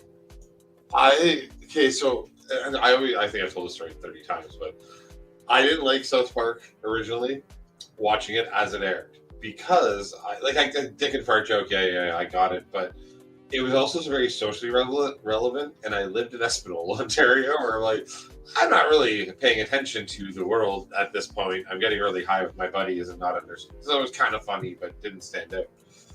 And then after college, someone's like, no, you think of what was going on in the world and then go rewatch the show. Yeah. I'm like, fine. So I got really high and go through the show. I'm like, holy shit, these guys are I knew they were brilliant. I love basketball, and I got their joke, but I really got them after going through college and actually caring about the world and then getting to where they were live. I'm like, oh my god, greatest show on the planet. agree. And like every episode they present, nearly episode, both sides of an argument super well. Cartoon Again is probably my favorite series. They've never had a bad season. They're consistently funny. It's always clever, always relevant. Do you remember Cartoon Again? Is that with Muhammad? The Cartoon Wars? Yeah. 3 episodes? With Bart Simpson and all the cartoon yes, properties in it. There's so many amazing little mini stories and collections like that. I didn't even watch Always Sunny in Philadelphia. Like those shows remind me of each other. You're Cartoon Wars, yeah. Sorry, yeah, Cartoon Again. You're a towel.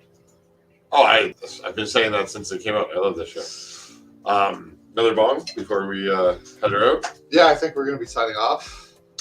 Again, Tom, thank you for bringing some great conversation about Towley. You are always welcome here with us. We appreciate you. Every once in a while, we forget about the rules of YouTube and mess up. So if you have a Twitch account, please jump over and follow us there because every once in a while, we're not on YouTube, apparently. Oh, crap. We've shown some stuff that might have got us kicked off. No, we're not. He's still talking to us, so we're good. It seems just if you watch a full movie, do they get angry with you? Well, repeatedly saying, fuck you, Mickey Mouse. No, I mean, we bow to the mouse and the one true leader, Kevin Feige. You do. And our space overlord, Mr. Bezos. The space cowboy. Jeff Bezos, the space cowboy, is amazing and a great human being. Please, algorithm, feed us back accordingly. I don't think he's actually a human being, but that's why I said, please, algorithm. Oh, he's just an evil algorithm that bought a spaceship. There's some selfie of Mark Zuckerberg that came out this week, where he's got 10 of his underlings around him, and man, the guy looks like an alien. He does not look like a human being. No matter how hard he tries, he's like, I'm posting this, even though I can't recognize that I look like an alien. It's easy to find. Zuckerberg latest selfie should do. Because people are making fun of him. Oh my god, this is hilarious. He finds the best stuff to just to continue the conversation.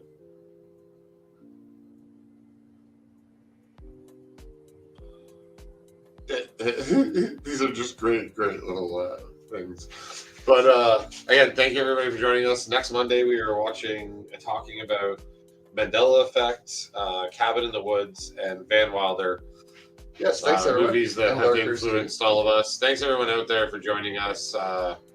And we will be back Monday because we're moving and getting studio stuff set up. So talk to everyone again hopefully very soon. Anything you'd like that? No, just thanks for watching, everyone. Hit follow if you haven't, please, and go out on a bong. Oh my goodness! All right, I'm gonna wake up wheezing tomorrow. Work out before bed. Get some cardio going. All right, everybody, stay tuned and stay lifted.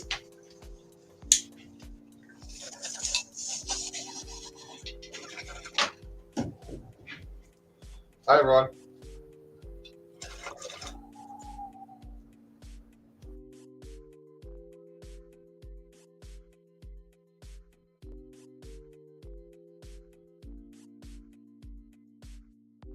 Didn't study at Princeton, but a proven convict. I'm more like a Winston and got friends like John Wick. Some spent time in Kingston, others were gone quick. They're just inch-me places you can move me from. On my white boy flow, I'm about to drop a doozy, son.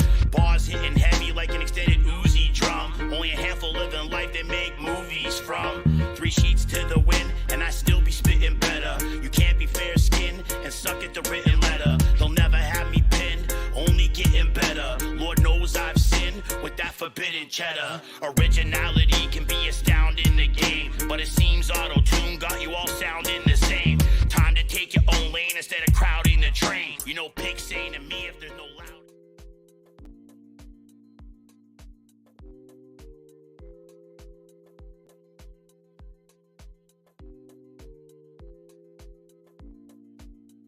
Let's see who's in the verses. Let's see who's in the verses. Last Mojo in the verses. Gutter Mofo in the verses. Last Mojo in the verses, feeling hot, hot, hot. Gutter Mofo feeling hot, hot, hot. Hazy Half Moon feeling hot, hot, hot. Tyrus 4191 hot, hot. Hazy Half Moon, are you goat or fish? Feeling hot, hot, hot in the verses. Zazzy Laws, Celebration, Twerking Shark Fish. Kroogs in the verses, hot, hot, hot.